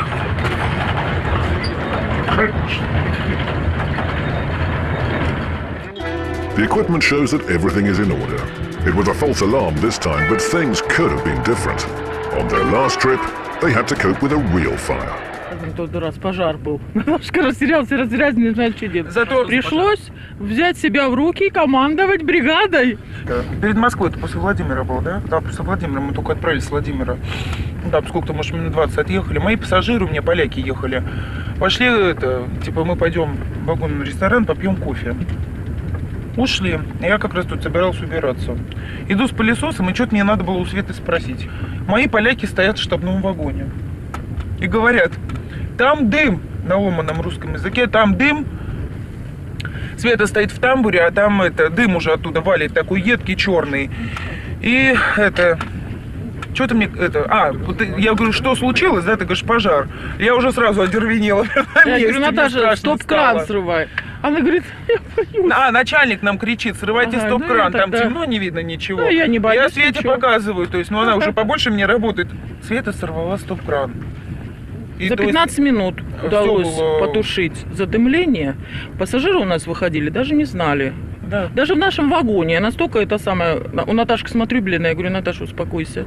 Все нормально, не пугай ни себя, ни людей. Нет, у меня один пассажир знал, знаешь кто? Вадим Казаченко, певец. Ну, кто на ресторане из пассажиров был, конечно, знали. А так остальные никто не знали. Куда бегают, чего, Москва вроде бы, может, суетятся там. И когда я зашла чумазой, он как раз ко мне за чаем вот тут он щека все чумазая утирал, он мне сам вытирал вот тут.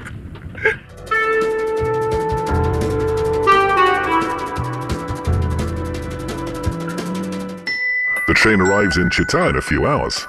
Lyudmila has agreed to meet the passenger who's declared himself in love with her. Скоро Чита. Вот непонятно, жених придет мой или не придет. Говорил, что постарается. А там не знаю. Проверим его на вшивость, да?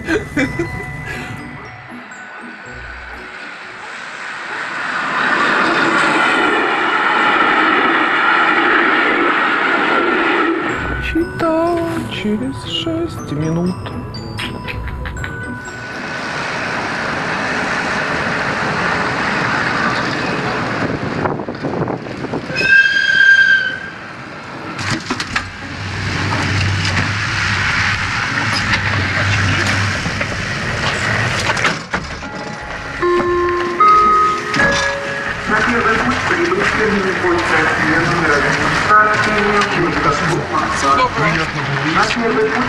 Будьте здоровы.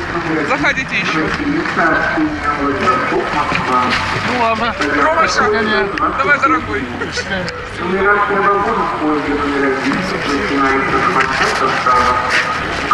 Кто едет? Пассажиры. Пассажиры.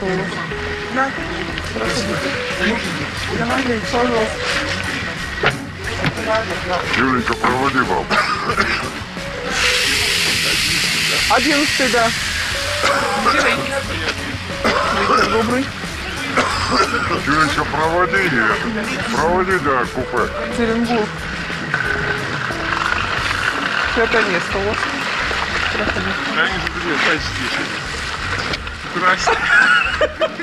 Нет, ну вы видели это? Вы это видели? Я в шоке, Витя. Я, если честно, не ждала почти. Вообще. Ты реально, Витя, привет, ты меня вообще удивил. Хотя я его уже и видела, конечно. Ну еще раз посмотрим. Сюда. Так. Ну что там места-то у тебя? Сосед, да?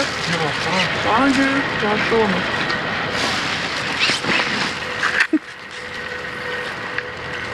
Сейчас поставим.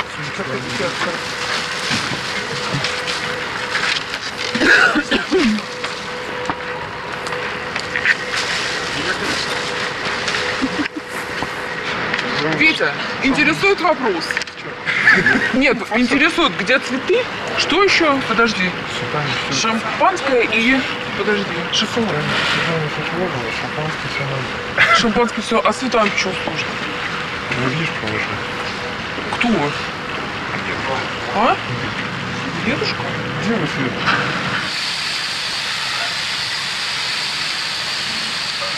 Сколько по стране таких? Которые предлагают?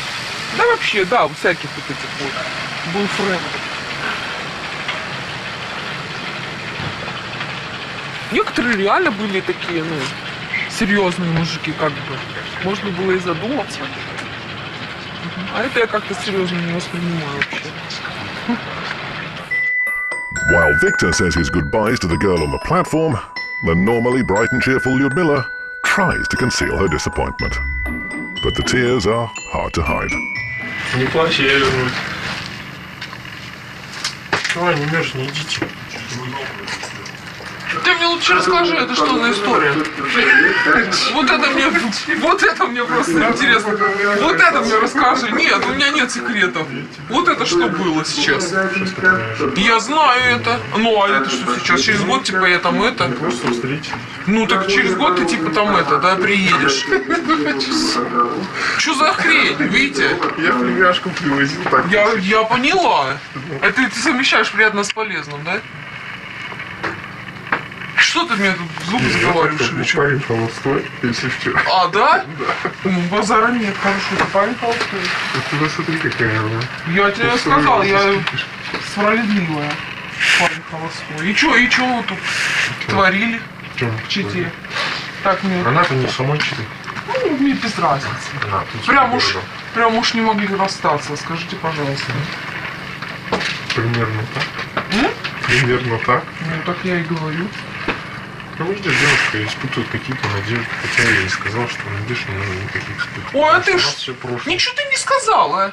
Что ты мне вешаешь здесь по ушному? О, я ей сказал. Я что-то не видел, что ты ей сказал. Ты конкретно ее обнадел? Мы 3 года уже не вместе. Ты конкретно... А встречаемся почти каждый год. Ну ты конкретно вешаешь лапшу тогда или что? Ну послушай меня. Ну слушаю, да. Так ты мне не даешь вообще сказать. Так ты вообще потому что что-то не прав, по-моему. Провожание вот это вот мне как-то так, знаешь... Тебе что, закусила, да? Ну я так сделаю вид, что я ничего не вижу. А так-то я все вижу. Ну а что, как-то должно было тут драться на ней? Зачем у тебя драться? Нет, я тебя просто не совсем поняла. Как бы. Тут ты, смотрю, умный. Хочешь и там, и тут успеть, и там, везде, да? Чего не успеваю? Я тебе еще раз говорю. У нас не, если она кого-то себе найдет, то не будет никаких проблем. Если я себе кого-то найду, такая же будет ситуация, понимаешь? Да? Ну почему, раз мы... Ну а пока у нас никого нет, то... Почему бы нам не встретиться, если я приезжаю? В чем проблема? Никаких. Ну, размещаться надо. Размещайся, Гугл, размещайся. Как-то я тебя еще беру не Ну что? Ну, все слышали, все видели. Чего вам еще могу нового сказать? Ничего добавить не могу. Чего? Вот так вот. Бывшая его девушка. Она вот его любит до сих пор. After Chita, the train crosses the toughest stretch of its long journey. There's no mobile phone signal out here, and for the next 2 hours, the train won't even be visible to the satellite tracking system. But there's been another stroke of bad luck. The two-way radio has broken down. This is a serious problem because radio is their only means of calling for help in case of an emergency. Вот что-то радио не работает. По-моему, в голове, в плацкартных вагонах. Пойдемте-ка посмотрим, я уже включаю. Свет, я ушел, радио там посмотрю. Плацкарты что-то опять не работает.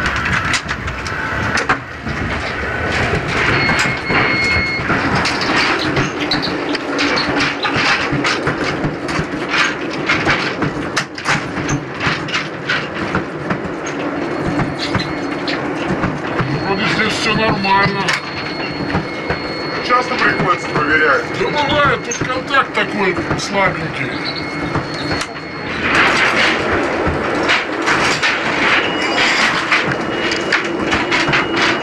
Что у нас здесь?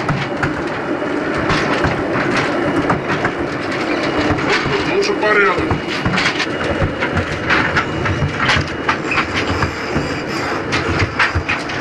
Ну вот, контакт слабый.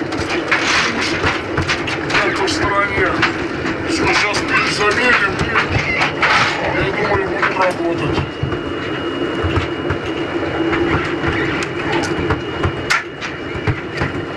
Это надо объездному поправить немножко, и все будет в порядке.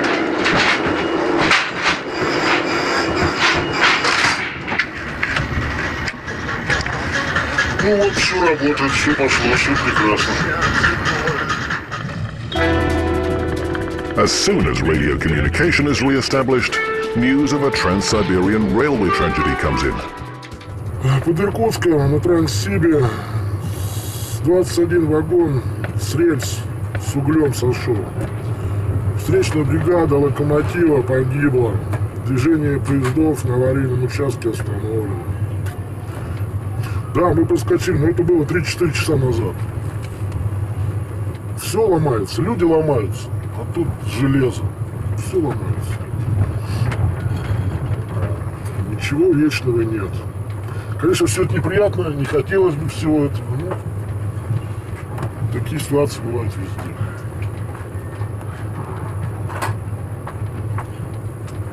Что там насчет крушения? Ужас, ужас. Год начался уже жертвы.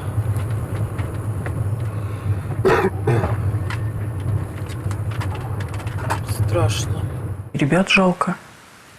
Молодые, потом рассказали, что ребята-то были дома, дети их ждали, жены. Выехали, называется, на работу. Все думают, вот трасса, шоссе, это такое. Нет, поезд тоже. Это не очень такое, прям, что вот делай, что хочешь. Это очень серьезно. Может, и были знакомы. 20 лет нас таскают машинисты. Может быть, и они нас таскают. Страшно, но стараемся не думать об этом. Об этом стараемся не думать, да. Это должно быть исключено. Всеми законами природы. Нас дома ждут. Мы должны вернуться. After hearing the awful news, Natalia decides to call home. Уже скоро приеду. Скоро, моя хорошая, скоро. Дальше, вот говорят, холода уже. В Сковородино минус 30. Едем в морозы потихонечку. Нормально. Передам. Все, Настен, я попозже позвоню. Сейчас занята буду немножко, хорошо? Все, давай, целую. Кто там пришел? Все, давай, целую, пока. Ой, домой хочу. Домой хочу. Прям как дома побывала, плакать хочется.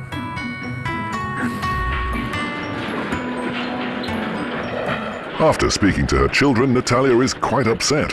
She thinks her blood pressure's going up. Так, только бордень не надо куда-то... Там у них тоже бордень. Тут.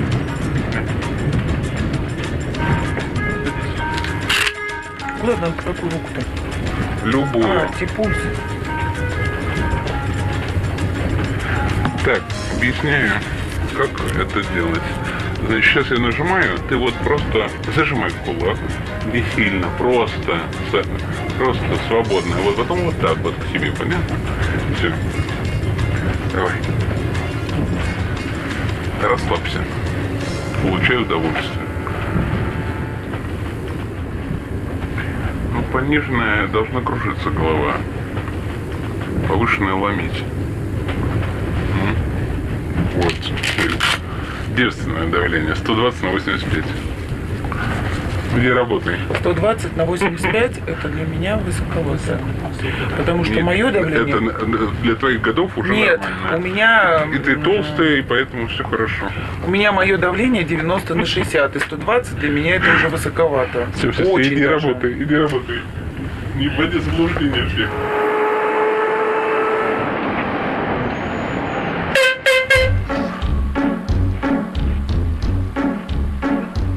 Sludyanka Station, 5,300 kilometers from Moscow. Train systems keep on failing. All the conductors are exhausted. The only one who refuses to be disheartened is Lyudmila. She's even forgiven her fiancé for that unpleasant scene in Chita. Ну а ты что, помощник, на авто положи. Нифига не помогал, открывал и ставь туда. Помощи? Не дождешься. Я не умею аппаратом пользоваться. Это оружие. Не дождешься, Оружие в моих руках. Ну у нас это оружие вот такое только. Больше у нас никаких оружий. Ну не говори, а топорами он не умеет. Опускай, ты думаешь, типа меня надо поднять? Тебя хочу. Я сама умею заходить. Серьезно? Не знаю. Пока об этом не думаем, еще пока вместе. А еще рано, да? Да. Понятно.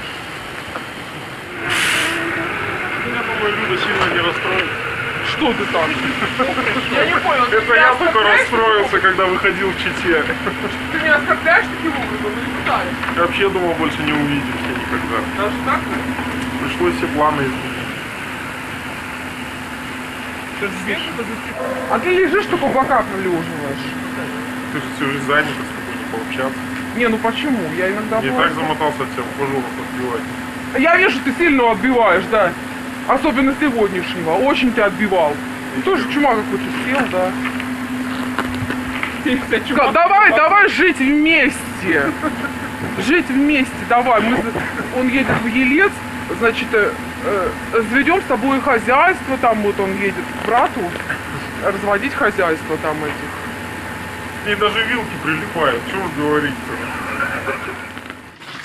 Здравствуйте. Так.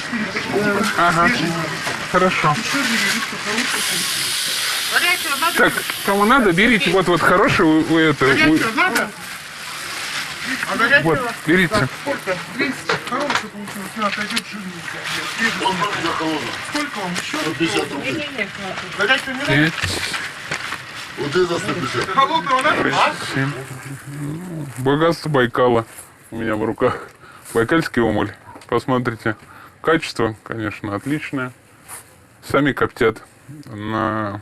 Вот не помню, какие опилки там применяются. Ну, запах. Вообще, вот я байкальский омуль, ну, так себе, не очень уважаю. Я больше люблю тихоокеанскую селедку.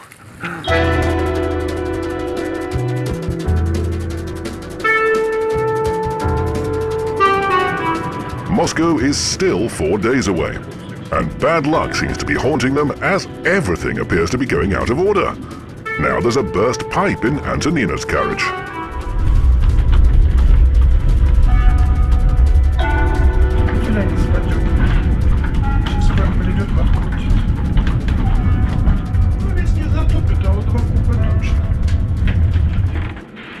Andrei, engineer, isn't able to come to the rescue. He's still struggling with a much bigger problem, fixing the train's heating system. He can't get away until that's done, and no one knows when that might be. Пока там не закончит, не придет.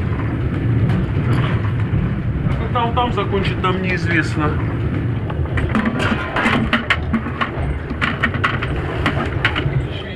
Conductor Antonina is 6 months pregnant and finds it hard to lean forward. The chief conductor rushes to her aid. Опять, да, раскрутился походу. Чего? Да. Ну там вот он отвертку ставит и стукает, подтягивает этот глянец. Отвертку и молоточком подтягивает, вот это подстукивает туда и поворачивает.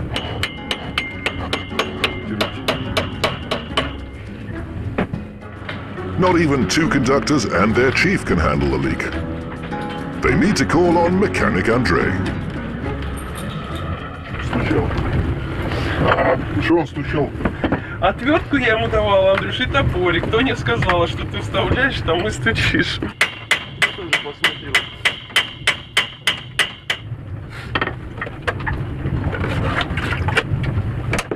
Я понимаю, ну походу просто от вибрации, да, раскручивается, не держит уже эта резьба. Ну они что же, не стали его угодить, потому что нужно, если делать, это полностью надо систему сливать. Ну а какую систему сливать, блин? Когда по ним ее сливали? 1 числа? Давайте стул подниму, чтобы он тебе не мешал. Он просто не держится.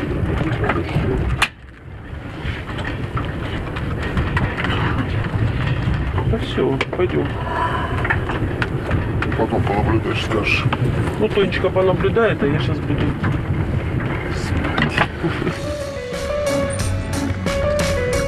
Victor's getting off at the next station. He's almost home. Lyudmila has no idea when they'll see each other again, but she remains hopeful. Victor has left her his phone number after all. Ты шляешься ж везде. Я не шлюх. Нет? А кто ты? Ну, работа у меня такая.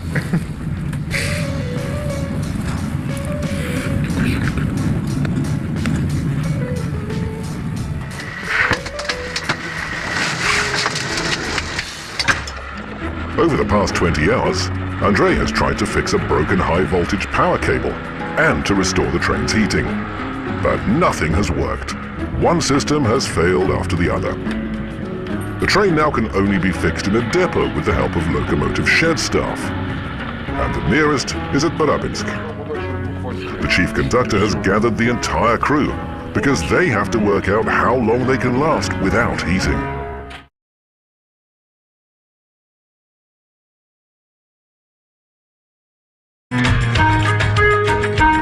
Moscow-Vladivostok train is 4 hours late. There's not enough time to fix the toilets at the station. Они не выдерживают таких холодов. Or to unload the freight wagons. Will the express make it to Moscow on time?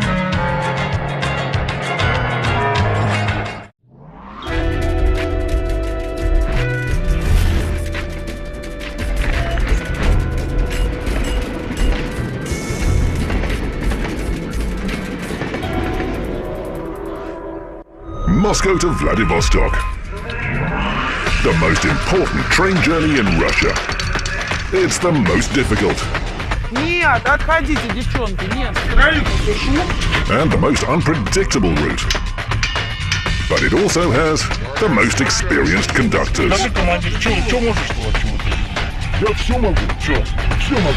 How far can they go to protect their passengers from fire? Плохо выхожу, оттуда уже дым валит. Or to keep the frost at bay when it's minus 50 degrees. And what do they do when every single automatic system fails?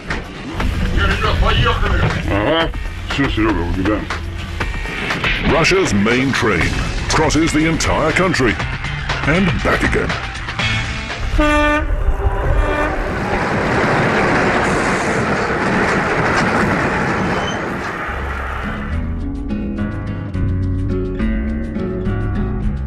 Western Siberia, 3,732 kilometers from Moscow. The train's been traveling for 12 days. Because of the heating breakdown, the train's now 4 hours late. The chief conductor's inspecting the train. to try and identify the breakage.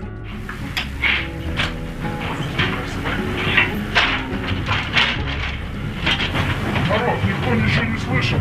Нет, я прямо до последнего дорогу. Я его включил, когда уже тронулись.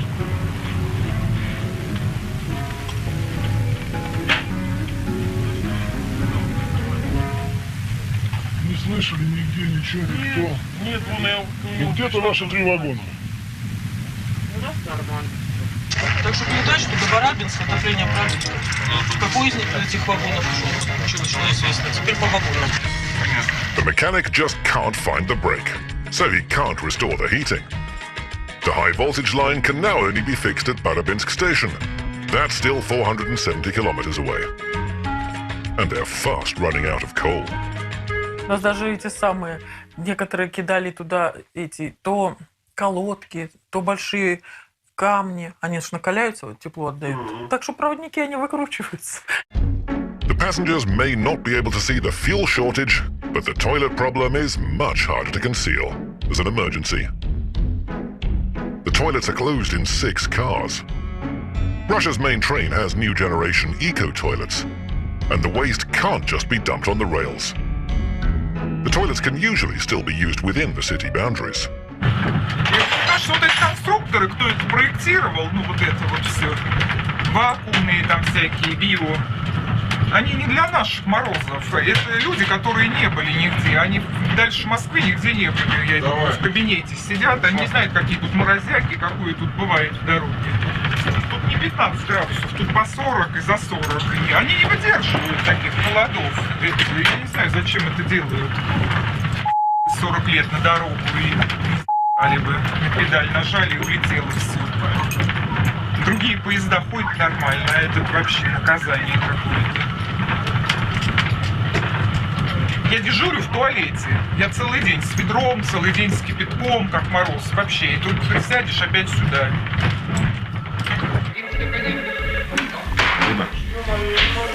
At Barabinsk station, they're making ready to receive the unfortunate train. The shunting yard dispatcher decides where to place it, so that the most workers and equipment can be used to speed up the repairs. There's little time to spare. The train is already a long way behind schedule. Машинист 3642 на 12-м пути. Номер поезда, у вас номер поезда будет 2732. Отправляемся на 12-го пути, выходной вам открыт, западный Щербин. С вами еще до поезда КД. 425 открыт, на участок поставили 133 запрещающие. Заем 125 машин, готовы подключить.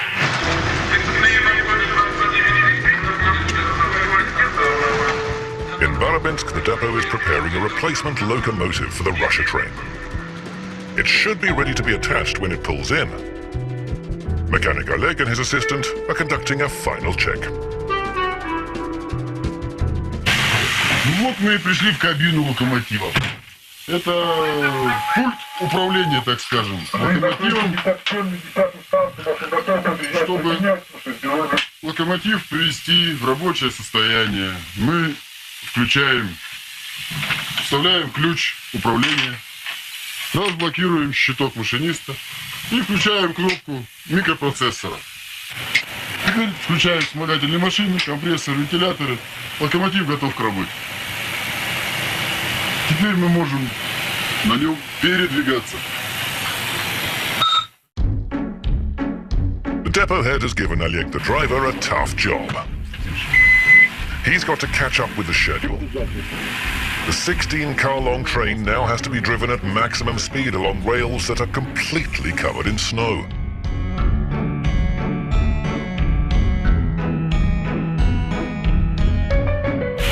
Раз скрепили локомотив, теперь можем мы ехать.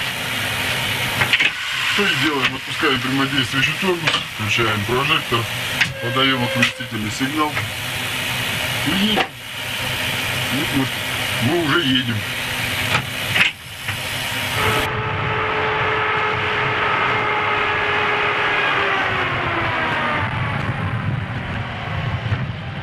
Вот мы сейчас подъедем на контрольный пост, заявляемся дежурному по станции. Поезд уже стоит на станции. Тот локомотив, который прибыл, цепляется, мы подъезжаем под поезд и едем дальше. Вот и все. Стрелки наши, поехали. Стрелки наши? Наши стрелки. По маршруту. Они не наши, они государственные.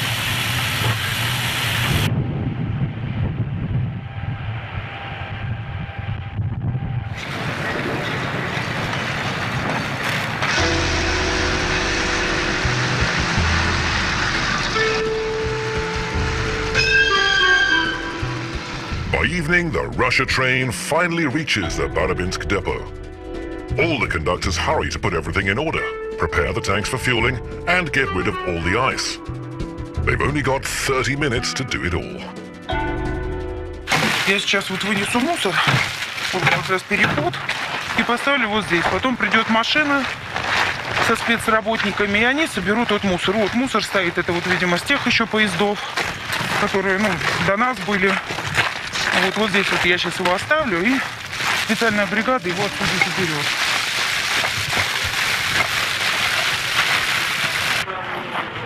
С тележки снег то же самое. Вот здесь вот, чтобы колясные пары видны были.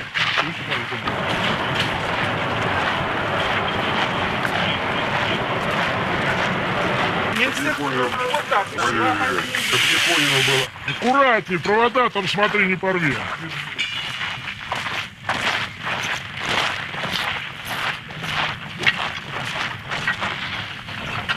Ну тоже делать. Давай, смотри, вот чуть-чуть здесь, вот видишь, там вот торчит. Да. Вот смотри дальше, видишь, там это торчит. Вот нагнись чуть-чуть, нагнись. Вон, видишь, торчит. Вот. Нет, не здесь. Вон сосульки висит. Вот. Нет, вот. Вот висит. Вот. Видишь. Заправка водой вагонов. Водоснабжение, питьевая вода.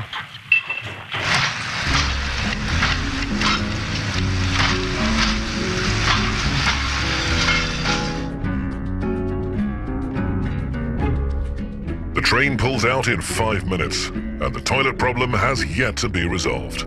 That could be a disaster, because pumping won't be possible again until they get to Yekaterinburg. That's 15 hours away.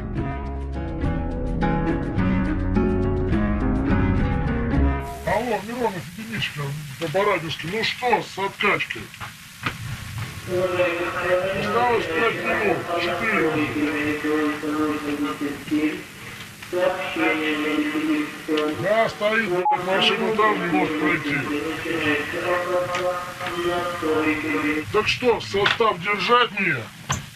Откачка у меня 3 вагона, до Москвы не дойдут. У меня 2 плацкарта и повышка, населенность большая. At last, the truck pulls up alongside the train.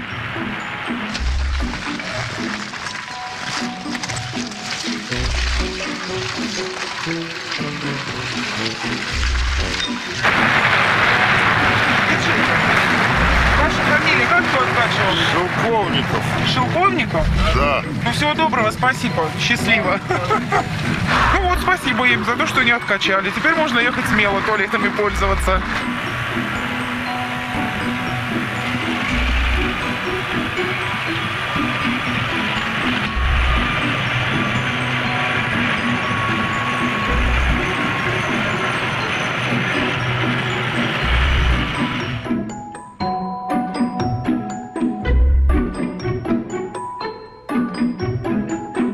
Trains pulling out of Barabinsk and making for Yekaterinburg.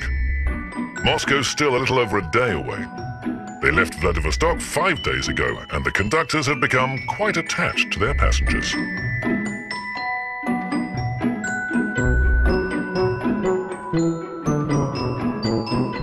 Это на вас, вы, конечно, молодцы, просто возраст. Вам, ну, не дашь ваш возраст. Это моя подружка с детства. Действительно, мы в роддоме родились в один день. 52 года вместе? Наши... Нет. Наши... Мы-то 52 года вместе. Ее мама и моя мама вместе лежали в роддоме. Чай пили вместе. 52 года живем вместе. С наступающими. Спасибо, и с наступающими. Да, с крещением, вот это главное. На крещении я уже должна быть дома. Вот. Ну, привет, это вы тут сколько ездите? 2 недели у нас рейс получается. 8 a.m., Yekaterinburg. They've managed to cut the delay to 2 hours, but they're still behind schedule and can stay no longer.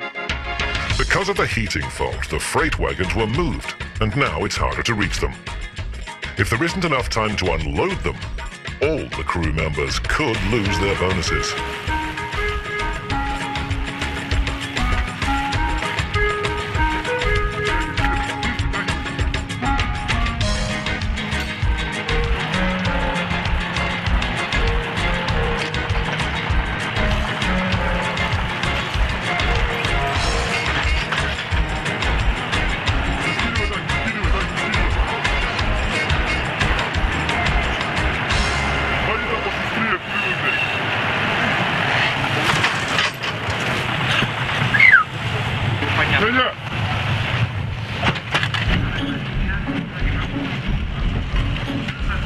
The freight handlers did manage to unload the wagons in good time.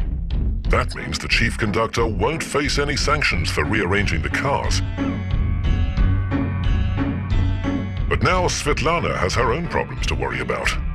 She's responsible for selling tea and coffee. If sales don't meet the targets, she too could lose her bonus. Так, короче, 56 чая,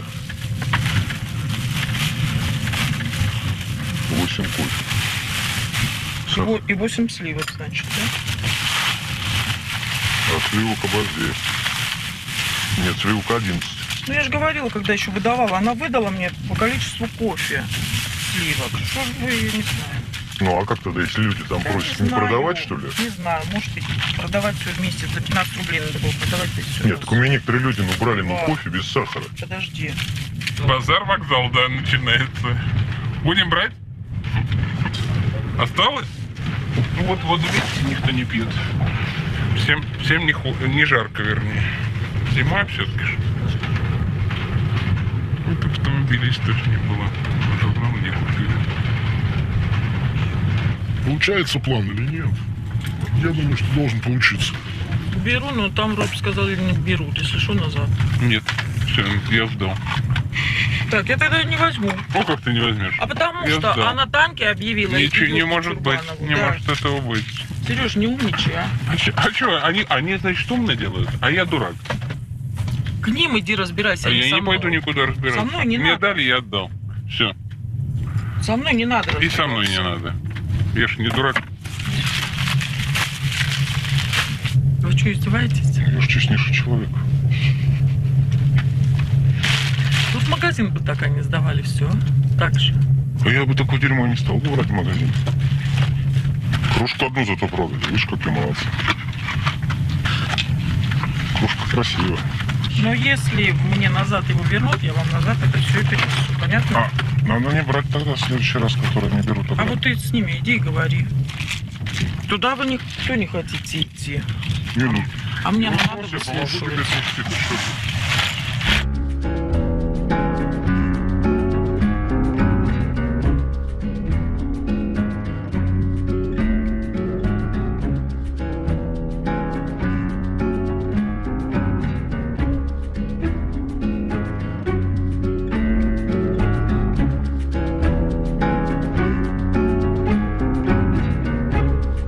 Машинист поезда номер 1, ответьте штабному вагону. Первый номер 055, машина Тихонов, слушаю. Доброе утро вам еще раз, ребят. Спасибо, что дотянули. Доброго вам пути и всего самого наилучшего. Спасибо вам, всего хорошего тоже. Когда знаешь, что вот несколько часов, вот несколько минут осталось до прибытия, что рейс закончен, ждешь уже, господи, когда же этот перрон? Выглядываешь прям. Ой, это, конечно, непередаваемое ощущение. Это кто вот уезжает, только тот может, наверное, и понять. Все, слава богу, перрон. Свет, Смотри, как тепло, все подтаяло, погляди-ка вообще. Ой, после 45 и сразу. Плюс, ой, не плюс, но 0, сколько? Ну, небольшой минус. Все, стоп. Привет, Москва. Здравствуй, столица. Теперь открывайтесь двери. Уважаемые пассажиры, будьте внимательны со своими вещами. состоянии. Не доверяйте их случайно знакомым. Категорически запрещается оставлять вещи без присмотра, так как это влечет за собой серьезные последствия. Вещи, оставленные без присмотра, будут доставляться в отдел полиции для их проверки и выяснения. Это вы встречаете? Да. Ну а что же вы так далеко? Держите. Держите, один чемодан привезли. Все, до свидания. Ой, мой хороший, спасибо. Нет, за что, всего доброго. Солнышко. Не забывайте, что у вас завтра укол. Все, у вас завтра укол. Не забывайте. Да. Не забывайте. Она приболела у нас немножко. До свидания, всего хорошего было. Нам с вами очень весело. Света, давай вдвоем. Пошли, кума. Давай вдвоем. Пошли. Вот и дома. Рейс закончен. But the crew still has a lot to do to hand over to the next shift. Еще остаемся на завтра, потому что нам надо, во-первых, ночью помыть вагон, приготовить к смене. И вот тогда, когда смена придет, примет наш вагон, и вот тогда с чистой совестью мы можем ехать домой.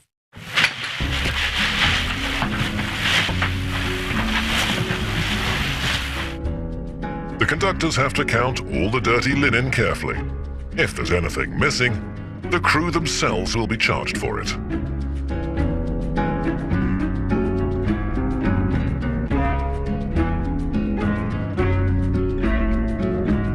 Света, у нас больше нигде, только вот эти, да, полотенчики? Считай, сколько? 3, 4, 5. 5.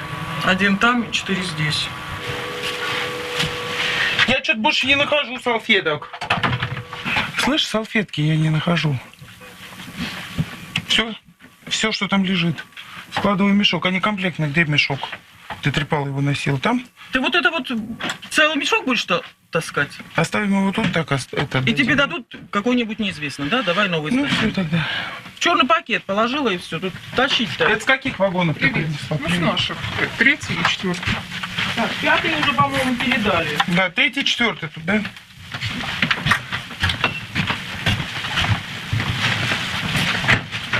Как бросим тут.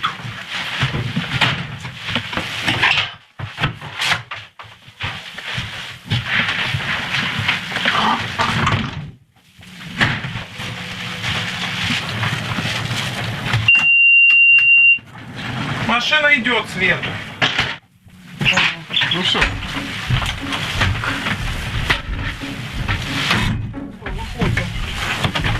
Давай я понесу. А ты бутыль свою взял?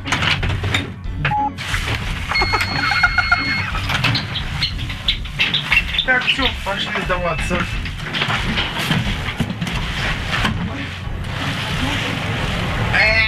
The linen is counted and returned. No pillows, sheets, or pillowcases have been stolen this time. Now it's time for the chief conductor to hand over to the next shift. Ой, здравствуйте, красавицы. Ну как вы тут без нас? Живы-здоровы. Вы накладные мне не отдаете, пока они не отчитаются за кулера. Давайте все так. Сейчас я тогда звоню, чтобы Света им всем сказала.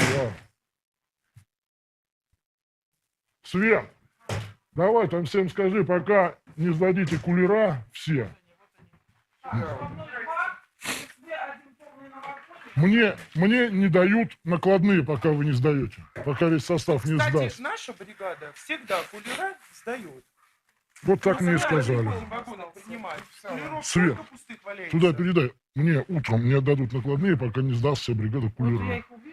Давай, по цепочке и вперед. Снегурочки, я говорю, мы всегда сдаем кулера. Вы тогда сожгли. Все, решено. Все, я оставил, все, я это самое. Сейчас чайку подвезут, это хорошо, девочки. Ну что, все, отчиталось? Здравствуйте, здравствуйте. Как мы? Все, прибыли. Пойду. Нормально. Нормально, потихонечку так все. Ровно, тихо. Там документы есть, все, я завтра с утра. Вы сейчас вы домой уезжаете. Завтра с утра.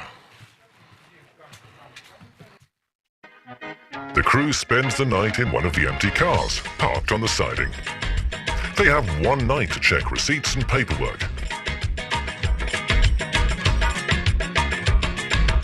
In the morning, the chief confirms that all is well, so the conductors will all get their bonuses.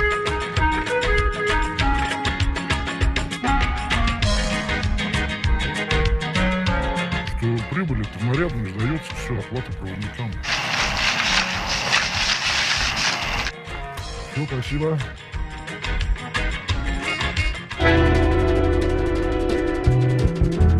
The crew members are going home and looking forward to a well-earned rest.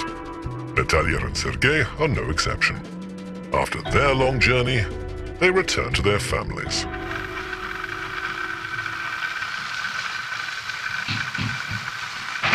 Ой, папа, Даша приехал уже раз. Привет. Ой, привет. Ой, Дашка, ой, Дашка, с днем рождения. Да, привет, это сумки-то. Я вам подарок привез. Да, дай разденусь, я устал, короче, а. Давай. Ребят, покажу. Ой, А что ты нам привез? А я вам обещал костюм спортивный. Вот, да? я вам Лыжный, да? О, да, будем на лыжах кататься. Давай посмотрим. А как же ты с размером? Нормально с размером. Там не нашел, я кто померил. Так, это Дашин костюм, а Даша. А кто будет спасибо говорить, Дарья? Папу целовать.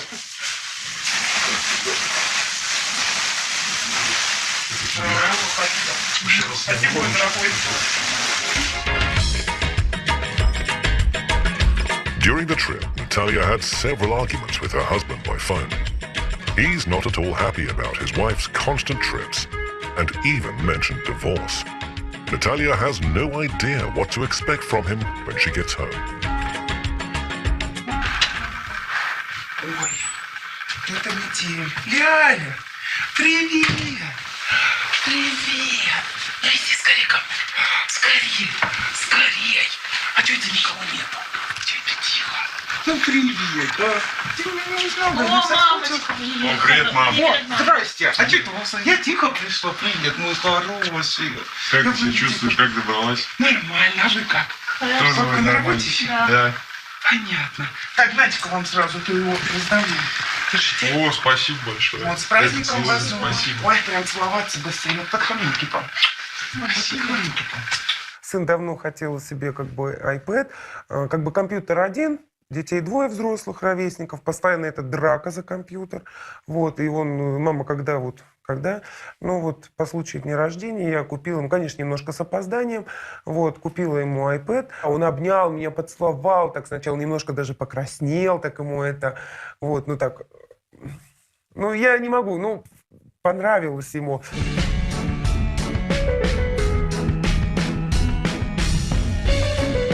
Папа пришел. Да. Привет. Да. Привет, папа. С праздником, с Новым годом вас! Что же вас тут так замело? Это метели проехали, а тут еще больше. Home from work, Natalia's husband welcomes her as if nothing had happened. Her fears turn out to be unfounded. Peace in the family is restored. In 2 weeks, Natalia and Sergei will travel again from Moscow to Vladivostok and back again. They'll face frost and breakdowns, fights and fires, troublesome passengers and drunken soldiers. But for now, they can forget everything and enjoy 2 weeks of domestic bliss.